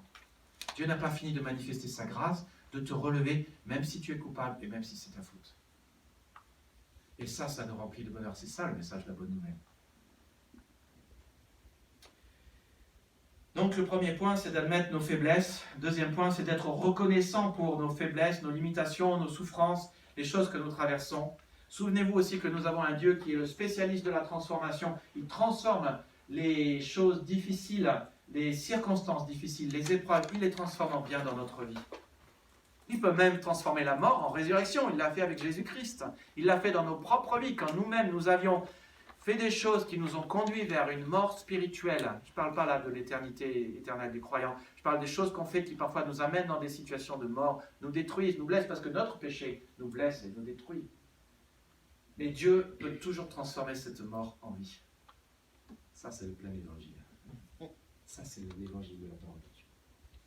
Et donc, la troisième chose qui est importante, c'est aussi de reconnaître ouvertement mes faiblesses. C'est l'idée d'en parler ouvertement aux autres, de les reconnaître ouvertement. Cela veut dire arrêter de prétendre, de faire croire que je sais tout, que je peux tout, que je suis tout. Cela veut dire, c'est le cas de le dire en ce moment, tomber les masques. Tomber les masques. Ce qui implique d'être vulnérable et de prendre des risques. Et le problème, c'est que vous ne savez pas comment les gens vont prendre ce que vous dites.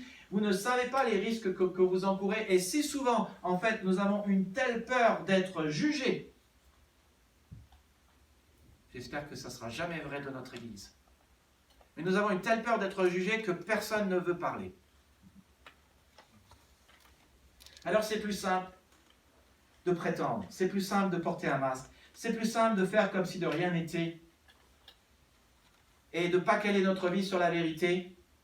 C'est plus simple de faire semblant.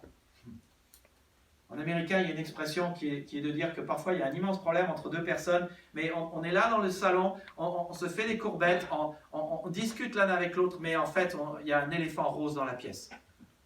Pink elephant. Et on sait que c'est le truc dont il faut parler, mais personne ne veut en parler, et tout le monde évite le sujet, alors que c'est tellement plus simple de parler des choses. La vérité n'est pas notre ennemi. Quand nous reconnaissons et quand nous calons notre vie sur la vérité, Dieu dit, c'est bien ma fille, enfin tu as grandi en humilité, super, c'est bien mon fils, enfin Nicolas, tu as grandi en humilité, c'est bien, avec ça je peux intervenir. Et je vois 4 bonnes raisons pour reconnaître ouvertement mes faiblesses. 4 bonnes raisons. D'abord, c'est important de le dire, reconnaître nos faiblesses et caler notre vie sur la vérité, c'est sain émotionnellement et c'est sain spirituellement. S-A-I-N et S-A-I-N-T. La sainteté n'est jamais à séparer de la vérité. Le Saint-Esprit qui est dans notre cœur, qui fait son travail de sainteté, il le fait sur la base de la vérité. C'est l'esprit de vérité et c'est l'esprit de sainteté. Et c'est quand on cale notre vie sur la vérité que nous sommes de vrais disciples de Jésus et qu'alors nous sommes libérés et que nous devenons libres. Tenter de maintenir l'image d'une personne forte ou parfaite requiert beaucoup d'énergie.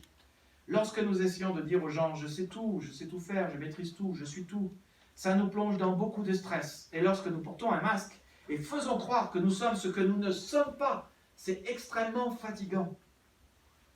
Et c'est une des raisons pour lesquelles certains sont proches de l'épuisement. D'un autre côté, si nous laissons tomber les masques et devenons honnêtes, il y a une libération qui s'opère. Jacques en parle. Confessez vos péchés les uns les autres, priez les uns pour les autres afin d'être guéris.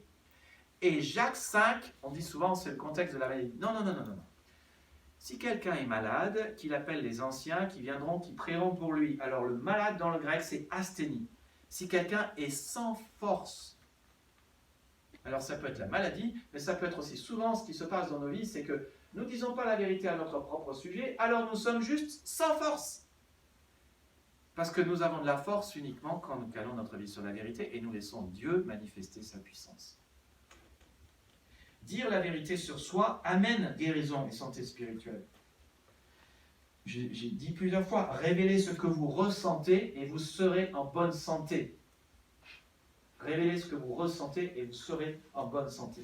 Le point de départ de la guérison, c'est l'honnêteté avec soi-même, mais de mettre cela dans des mots, dans la confession avec les autres.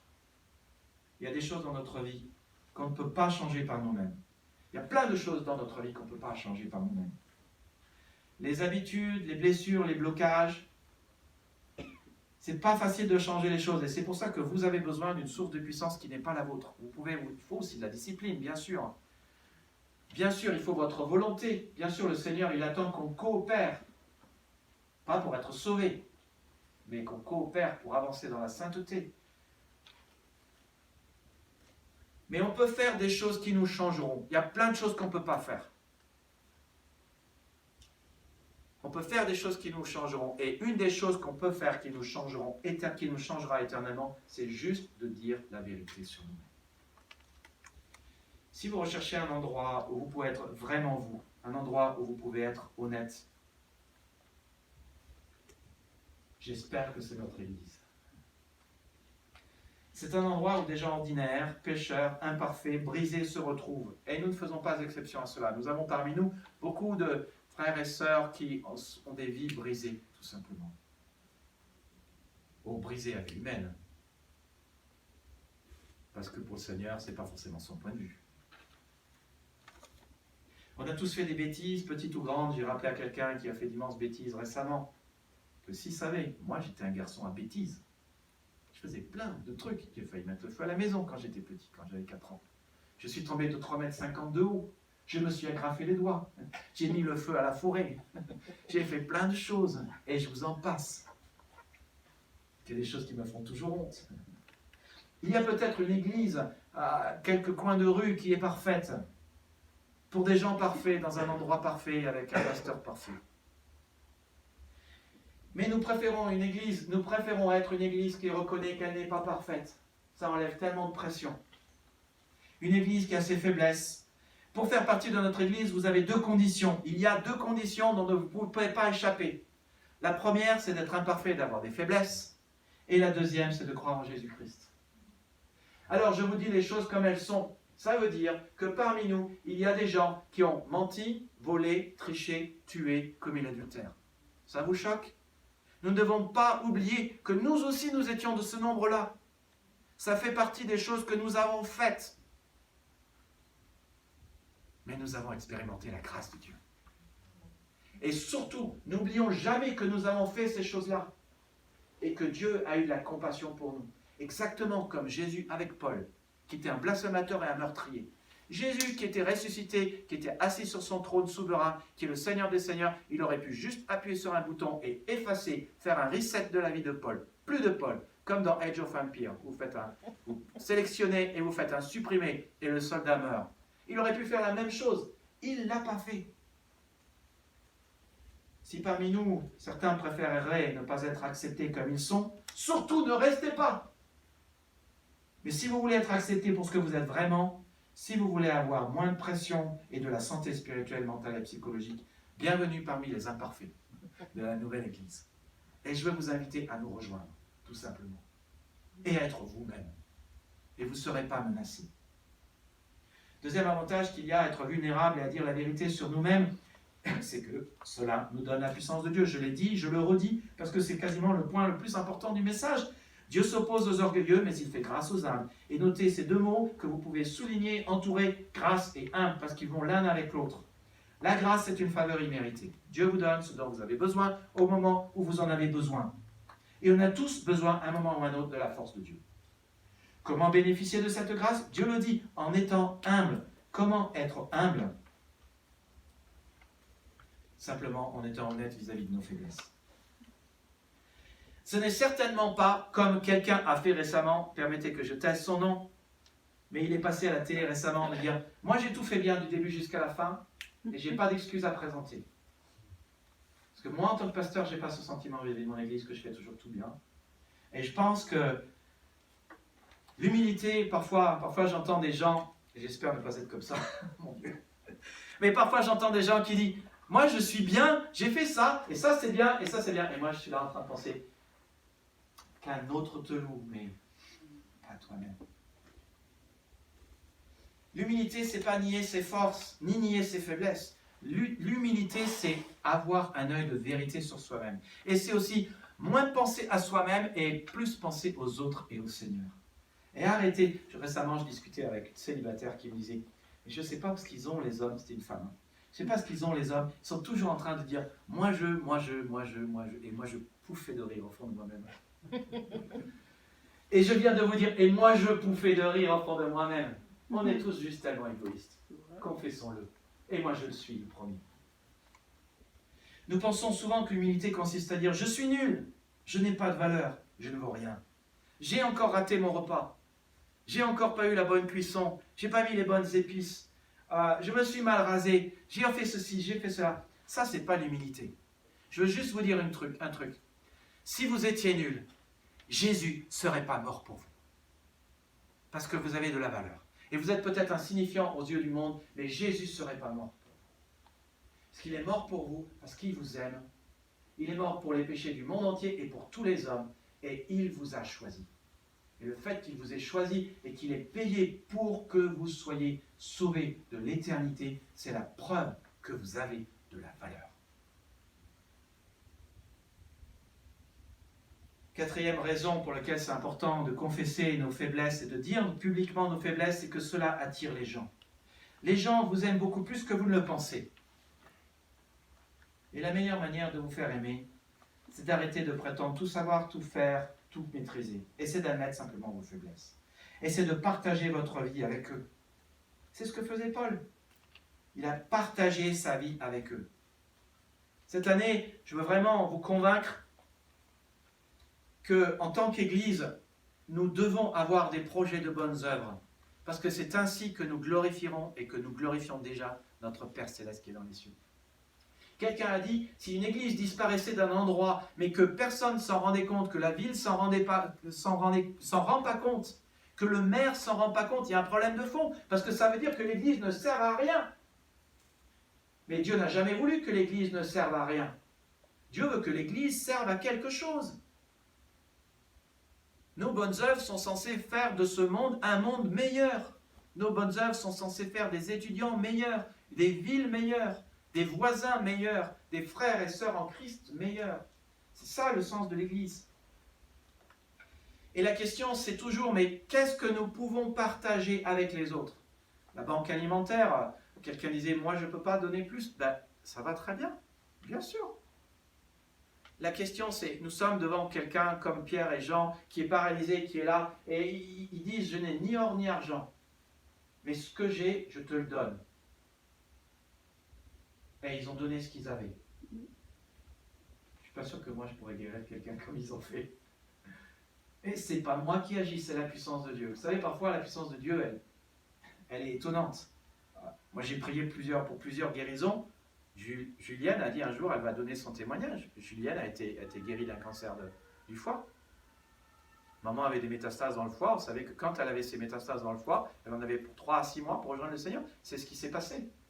J'ai prié pour Christine Biro, qui avait une leucémie et des nodules et des tumeurs dans la tête. Et elle a été sauvée de cela. Et j'ai prié pour Suzanne Digangui, qui avait un cancer de gorge, qui a été guérie miraculeusement. Et je vous parle de cela, je dis, mais c'est pas moi. Que les choses soient claires. Moi, je n'ai pas ce pouvoir. Mais il y a des choses que nous avons. Et nous sommes investis de la puissance de Jésus-Christ. Et la question, Dieu ne nous demande pas de donner des choses que nous n'avons pas, mais de nous poser la question quand nous avons des choses. Et parfois, ce sont des choses qui, en apparence, elles sont insignifiantes, mais elles peuvent changer une vie. C'est de ça dont il est question. De partager avec les autres ce que nous avons. Paul dit dans 1 Thessaloniciens 2,8, « Nous avions une telle affection pour vous que nous étions prêts à vous donner non seulement la bonne nouvelle de Dieu, mais encore notre propre vie. » C'est ça l'idée, de partager notre vie que nous avons avec les autres.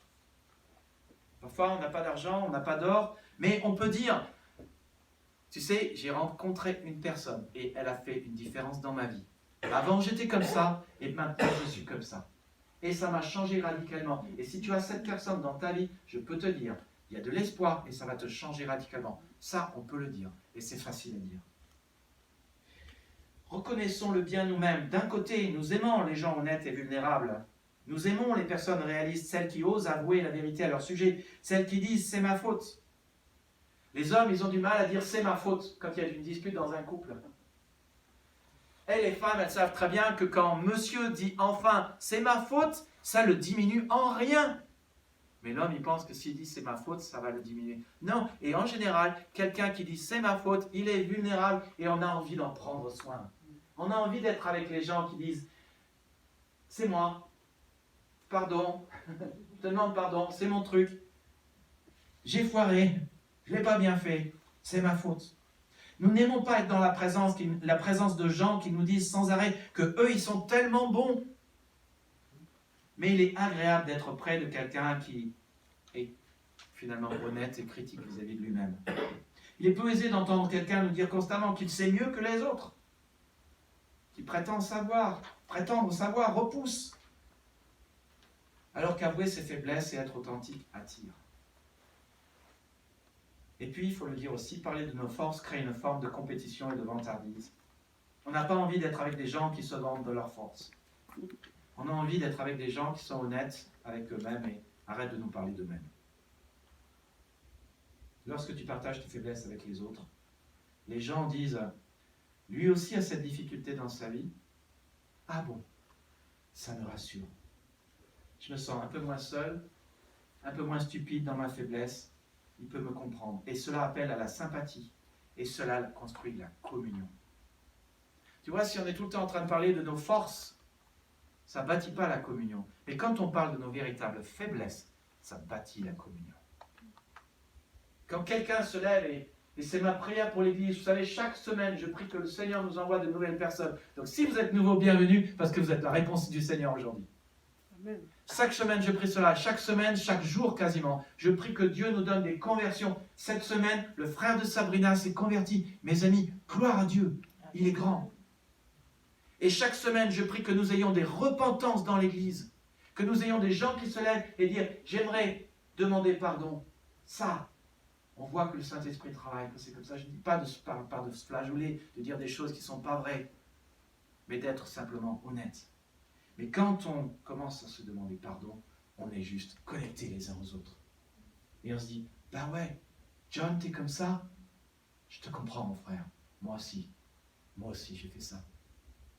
Anne-Marie, t'es comme ça? Je te comprends, ma sœur.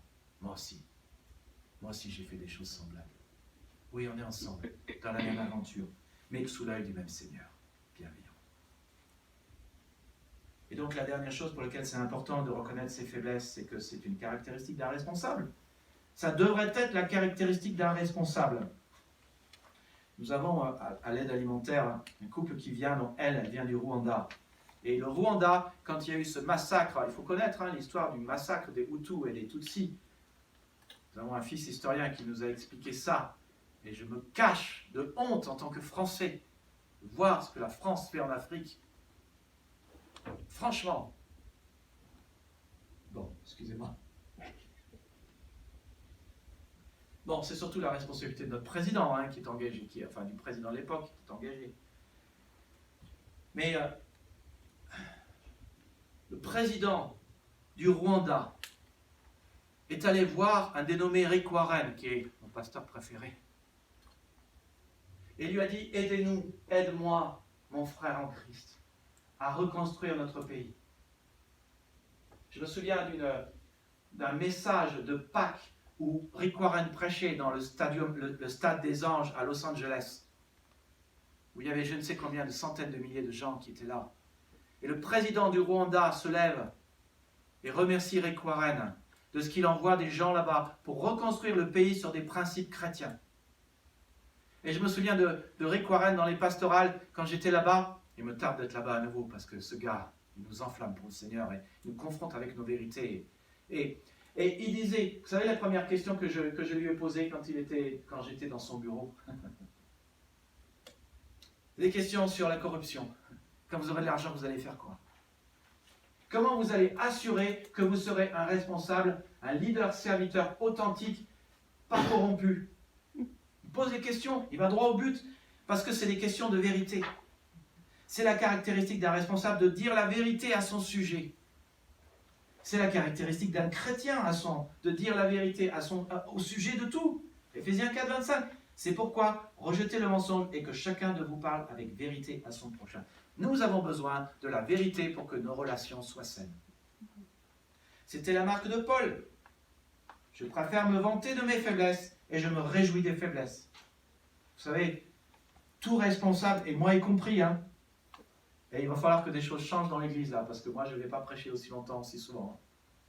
Vous savez, avec le temps, je deviens fatigué.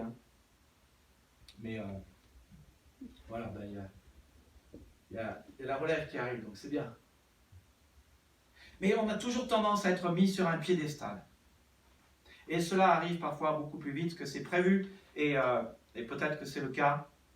C'est arrivé à Paul et Barnabas. Ils sont là, et après avoir guéri un homme impotent dans Acte 14, les gens autour d'eux ont voulu les élever en Dieu et leur offrir un sacrifice. Et ils arrêtent tout, ils disent « Arrêtez tout! Pourquoi faites-vous cela? Nous sommes des hommes de la même nature que vous. » Ils ont osé être honnêtes et dire « Nous sommes des hommes de la même nature que vous. » Ils ont été être vulnérables. Nous devrions faire de même. Ici, en l'occurrence, Paul et Barnabas sont passés de Dieu à des cibles de jet de pierre. Mais Dieu les a protégés. Notez un autre verset important que Paul adresse aux responsables. Ce qu'on demande des administrateurs, des intendants, c'est que chacun soit trouvé fidèle. Vous savez, être responsable, et juste pour dire, dans l'Église, quand vous avez un ministère, il ne s'agit pas simplement, et un ministère c'est faire l'accueil, un ministère c'est enseigner les enfants, un ministère c'est être dans le groupe de maison, un ministère c'est chanter devant, un ministère c'est être à la chorale, c'est diriger la louange, c'est prêcher, c'est enseigner dans un groupe de maison. Mais je dis toujours, vous êtes là dans une équipe, vous êtes là dans un ministère. Ne le faites pas tout seul. Faites-le en invitant toujours d'autres gens avec vous.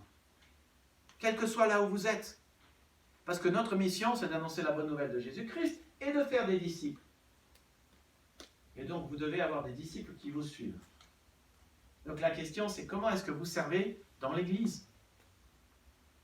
Et qui est-ce que vous allez voir pour qu'ils vous suivent? Mais être un responsable, c'est influencer les gens. Et influencer les gens, ça passe toujours par les questions de confiance. Et les questions de confiance, ça passe toujours par des questions de vérité. Et la fidélité, c'est bâtir sa vie sur les vérités du Seigneur. Dans l'Ancien Testament, le mot pour fidélité, émet, c'est quasiment le même mot que le mot vérité. D'ailleurs, certains versets traduits en anglais fidélité sont traduits vérité en français, parce que c'est le même mot. Nous devons bâtir nos vies sur la vérité, sachant que la vérité ne nous menace pas. Mais la vérité nous donne de la crédibilité et de l'influence. Comment avoir de l'influence? En étant digne de confiance. Comment être digne de confiance? En étant vrai. Vrai, tout simplement. Ce n'est pas en étant parfait qu'on devient crédible. Pas du tout. C'est en étant vrai, honnête. Si vous deviez être parfait pour être responsable, alors, mes amis, il n'y aurait plus personne qui serait responsable dans l'Église. Lorsque vous êtes honnête envers vos faiblesses, la personne que vous avez en face de vous n'a pas l'impression que vous portez un masque. Elle dit, là, j'ai la vraie personne en face de moi. Mais tu dois décider dans ta vie si tu veux impressionner les gens ou si tu veux les influencer. Vous savez, on est dans un débat aujourd'hui où voilà, on invite pour le culte de Pâques et j'aimerais d'ailleurs vous féliciter pour la manière avec laquelle vous avez invité au culte de Pâques. On a été 63 ce jour-là et c'est vraiment la preuve que vos invitations personnelles ont fait une réelle différence. Tu vois, au culte de Pâques, on peut faire 10 000 invitations et aller les mettre dans la boîte aux lettres. Et merci John d'avoir dit, non, ce qui compte, c'est qu'il faut qu'on aille inviter nos amis, les gens qu'on connaît, les membres de nos familles, c'est ça qui compte. On peut faire plein de trucs, alors on en rediscutera John, hein. C'est pareil avec Facebook. On a essayé Facebook pendant 5-6 ans. On a invité, on a payé des campagnes de pub. On a investi beaucoup d'argent dans Facebook. Tu sais quoi? Facebook, la personne qui est venue, hein. Une en 5 ans. Notre travail, c'est un travail d'influenceur. Et ça passe obligatoirement par dire la vérité et être capable de dire ce que Jésus a fait pour toi. J'étais comme ça, mais maintenant je suis comme ça. Oh, je ne suis pas parfait. Mais Jésus a apporté ça et ça et ça dans ma vie. Ça ne serait pas cool si Jésus faisait cela dans ta vie aussi? Parce que Jésus peut la même chose pour toi. Il peut te transformer. Pense à Lydie, tu étais timide et réservé. Ben, Lydie, waouh, elle a changé. Et je veux dire, ça peut que être le Seigneur. Hein? C'est la même chose avec toi. Et tu peux dire, j'étais comme ça, mais Jésus il a fait ça dans ma vie. J'étais comme ça, mais Jésus il a fait ça dans ma vie. Comme ça nous est arrivé aussi pour notre logement, quand on était chez les Deakinos. Nous ne savions pas comment vendre notre maison, on l'a finalement vendu à un super prix, Dieu a fait un super miracle, et un jour ça vous arrivera. Jésus a fait ça pour nous. Et nous on était là, on disait cause toujours. Et puis Jésus l'a fait pour nous aussi. Voilà la puissance de Jésus. Le plus grand exemple de transformation divine d'une faiblesse en force se trouve en la personne de Jésus-Christ. Certes, quand il a été cloué sur une croix, il était faible, mais maintenant, il vit par la puissance de Dieu. Dans l'union avec lui, nous sommes faibles. Nous aussi. Mais nous vous le montrerons, nous vivons avec lui par la puissance de Dieu. Alors admettons que nous ne savons pas tout, nous ne sommes pas tout, nous ne contrôlons pas tout. Il n'y a que Dieu qui est Dieu, toi tu ne l'es pas et moi je ne le suis pas. Reconnaissons que nous sommes une église imparfaite, faite de gens imparfaits. Tu es une personne ordinaire.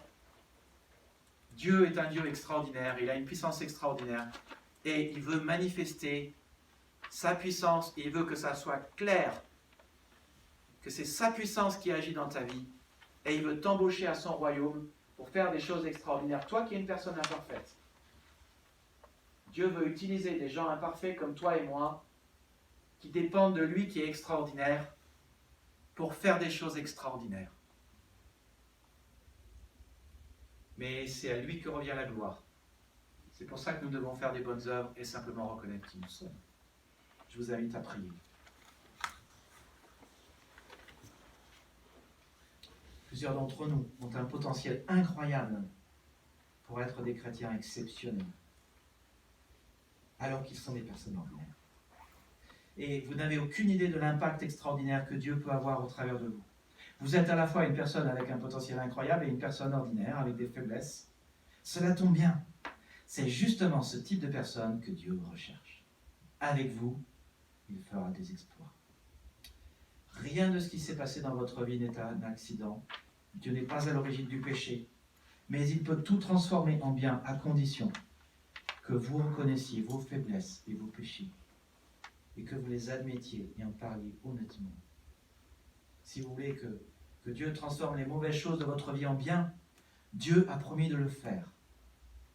Il veut vous manifester sa puissance et son amour, mais il est nécessaire de lui faire confiance, de l'inviter dans votre cœur et de l'aimer.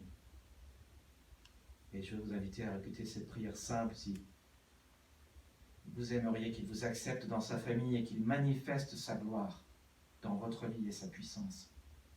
Si vous reconnaissez que vous êtes faible et parfois sans force, que parfois il y a des choses que vous n'arrivez pas à faire, que vous êtes bloqué, paralysé ou complètement dysfonctionnel sur un sujet, il suffit de lui dire, Seigneur, je t'apporte cette faiblesse, limitation, blessure, blocage, mauvaise habitude. Et vous pouvez simplement lui dire dans votre... Identifier cette faiblesse. Si vous deviez l'identifier, ça serait quoi? Et de lui dire, Seigneur, je t'apporte cette chose, et de la nommer.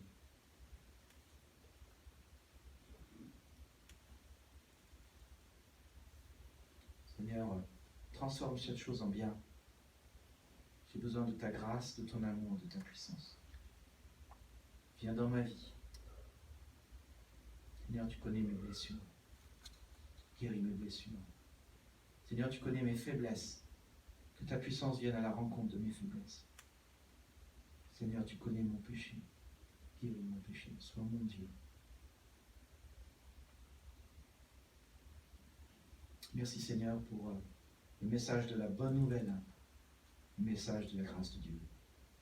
Que tu nous donneras toujours ce dont nous avons besoin au bon moment. Merci pour cette promesse que tu as faite à Paul. Ma grâce te suffit. Que ta grâce sera suffisante. Parfois, Seigneur, nous voulons des choses et nous disons, Seigneur, mais donne-moi cela, et tu nous réponds, ma grâce te suffit. Et nous pensons que l'autre chose était tellement mieux, et nous nous disons que ta grâce qui nous suffit, c'est rien, c'est pas ce que nous voulons, et nous ne voyons pas, Seigneur, la richesse de cette promesse. La richesse que ta grâce nous soutiendra, nous portera, nous enrichira, nous rafraîchira, nous renouvellera, nous réparera, nous remettra en état de marche. 3 mots, Seigneur. Ta grâce nous suffit. Et nous, Seigneur, de réaliser, d'apprécier ces 3 mots et de comprendre que ta grâce qui nous suffit, ça veut dire que ta puissance se manifestera dans notre faiblesse. Merci Seigneur que nous n'avons pas besoin d'être parfaits, de tout savoir et de tout contrôler. Merci Seigneur que c'est toi qui dirige toutes choses, qui maîtrise toutes choses, qui contrôle toutes choses. Seigneur, merci de ce que c'est toi qui es assis sur le trône. Seigneur Jésus-Christ, merci de ce que tu as été couronné de gloire et d'honneur. Père Céleste, merci de ce que tu as couronné ton Fils de gloire et d'honneur. Tu l'as ressuscité, prouvant ta supériorité sur la mort, prouvant que la vie après la mort existe, prouvant que tu peux changer la mort en vie. Merci Seigneur de ce qu'il est assis maintenant. Ton Fils est assis sur un trône de grâce. Et la grâce règne. Merci de ce qu'aujourd'hui, Seigneur, nous avons pu rencontrer notre Sauveur bien-aimé Jésus-Christ. Merci de ce que, à la rencontre de lui à ses pieds, alors qu'il est dans cette pièce, assis sur son trône, ou que nous sommes ressuscités dans les lieux très hauts avec lui, dans la présence de son trône. Merci Seigneur pour cette phrase, que la grâce règne. Merci parce que tu n'as rien d'autre prévu pour chacun des personnes qui sont ici, qu'ils te connaissent ou qu'ils ne te connaissent pas, que ta bonté sera manifestée dans leur vie parce que ta grâce règne à partir de ton trône. Et qu'à cause de cela, nous pouvons trouver le pardon pour nos vies et nous pouvons trouver ta bonté manifestée de manière alors que nous ne la méritons pas, mais manifestée dans notre vie pour que nous la recevions au bon moment. Merci Seigneur pour cette promesse. Qu'au moment opportun, nous aurons ce qu'il faut. Prions ces choses au nom de Jésus-Christ, notre bien-aimé Sauveur. Amen. Si vous êtes parmi nous pour la première fois, je le redis, on apprécie de pouvoir être connecté avec vous. Notre manière de voir les choses, c'est simplement de vous servir. Quand nous servons le Seigneur. Si vous voulez bien remplir simplement la carte de communication et la remettre ici simplement dans le panier. Toutes les annonces sont dans le bulletin. Je vous laisse les lire. Pour l'instant, les groupes de maison sont en pause. Samedi prochain, nous nous retrouvons désolé, il y a eu changement de plan là. Nous ne nous retrouvons pas pour le B.A.B.A. Exceptionnellement, il est annulé. L'aide alimentaire continue. Ce sont des moments bénis que nous avons avec les étudiants. Samedi prochain, on se retrouve à 11h30 pour l'équipe d'évangélisation qui va parler et annoncer la bonne nouvelle de Jésus-Christ. 11h30 et 14h, j'ai mis, ça marche pour vous? Et puis, vous avez vu que nous avons un gros tas de vêtements là. Alors, c'est l'église Paris Métropole qui est en train d'organiser une aide vestimentaire. Ça pose clairement des questions de sécurité. Moi qui suis président, je tremble quand je vois ça. Mais donc, ils essayent de trier ces vêtements. Et donc, tous les jours de la semaine, ils organisent de 10h à 13h ou de 13h à 16h des sessions de tri de vêtements. Si vous voulez aider, c'est super si vous pouvez le faire. Ça sera là aussi samedi, si vous voulez le faire avec eux. Vous pouvez, merci simplement de m'informer pour être sûr qu'il y aura quelqu'un de leur église qui sera ici pour vous aider. On est en train de travailler à un projet pour le 1er mai. On pense qu'une chose qui pourrait être très intéressante pour toute l'église, mais aussi pour vos amis, et aussi pour les étudiants et les gens qu'on va rencontrer dans la rue, de projeter le film War Room. On l'a vu avec notre groupe de maison, c'était franchement top. Moi, je ne me lasse pas de regarder ce film. Je l'avais déjà regardé une fois, j'ai regardé une deuxième, je pourrais le regarder 3 fois, 4 fois, 5 fois, 6 fois. C'est juste trop top. Un message, un film pour vous encourager sur la prière. Alors, on pense que ce n'est pas tout à fait le bon moment. On va le reporter pour l'instant au 12 juin. Désolé, il y a un tout petit peu des variations avec le bulletin. Mais ce qu'on va essayer de faire le samedi 1er mai à 13h30. Voilà. Donc notez-le, je le redirai. Le samedi 1er mai à 13h30, d'organiser des sessions de jeux. Eh oui. Et pour une raison simple, des jeux de société, Monopoly, Scrabble, tout ce que vous voulez, la bonne paye ou autre chose. Parce que nous avons des étudiants qui, je me suis dit, mais en fait, beaucoup des étudiants sont seuls durant la semaine. Et vous, qu'est-ce qui se sent seul en ce moment? Vous vous sentez seul? On est plus ou moins seul, mais je pense que beaucoup d'étudiants se sentent seuls et on s'est dit on allait tester l'idée. Et si vous avez envie ce jour-là de venir, voilà, c'est de la communion, de venir à l'église pour jouer à des jeux de société. Ce samedi, le 1er mai, on jouera de 13h30 à 18h à des jeux de société. Et notre but, c'est d'essayer d'avoir les jeunes étudiants qui sont là, de faire connaissance davantage. Et je veux vous encourager, si vous faites partie du groupe de jeunes, je crois que Leslie et Anne-Laure, on aurait besoin d'aide pour que vous nous enseigniez un certain nombre de jeux qu'on ne connaît pas. Je sais que vous êtes très jeunes dans votre famille, et peut-être que c'est Béatrice qui veut aussi nous aider à cela. Mais voilà, ça serait vraiment un truc super si vous les jeunes, vous pouviez être là pour que ça connecte aussi avec les étudiants. Voilà une manière facile de manifester l'amour de Dieu et de faire de l'évangélisation light, simplement en faisant des bonnes relations avec les étudiants. Je vous laisse lire les autres annonces. Donc il y a ce moment spécial Femmes intemporelles qui arrive samedi 22 mai. Si vous avez envie de papoter, de parler bien-être, santé, notez ce rendez-vous important dans votre agenda qui arrive très vite le samedi 22 mai. Je vous invite à vous lever pour un dernier chant.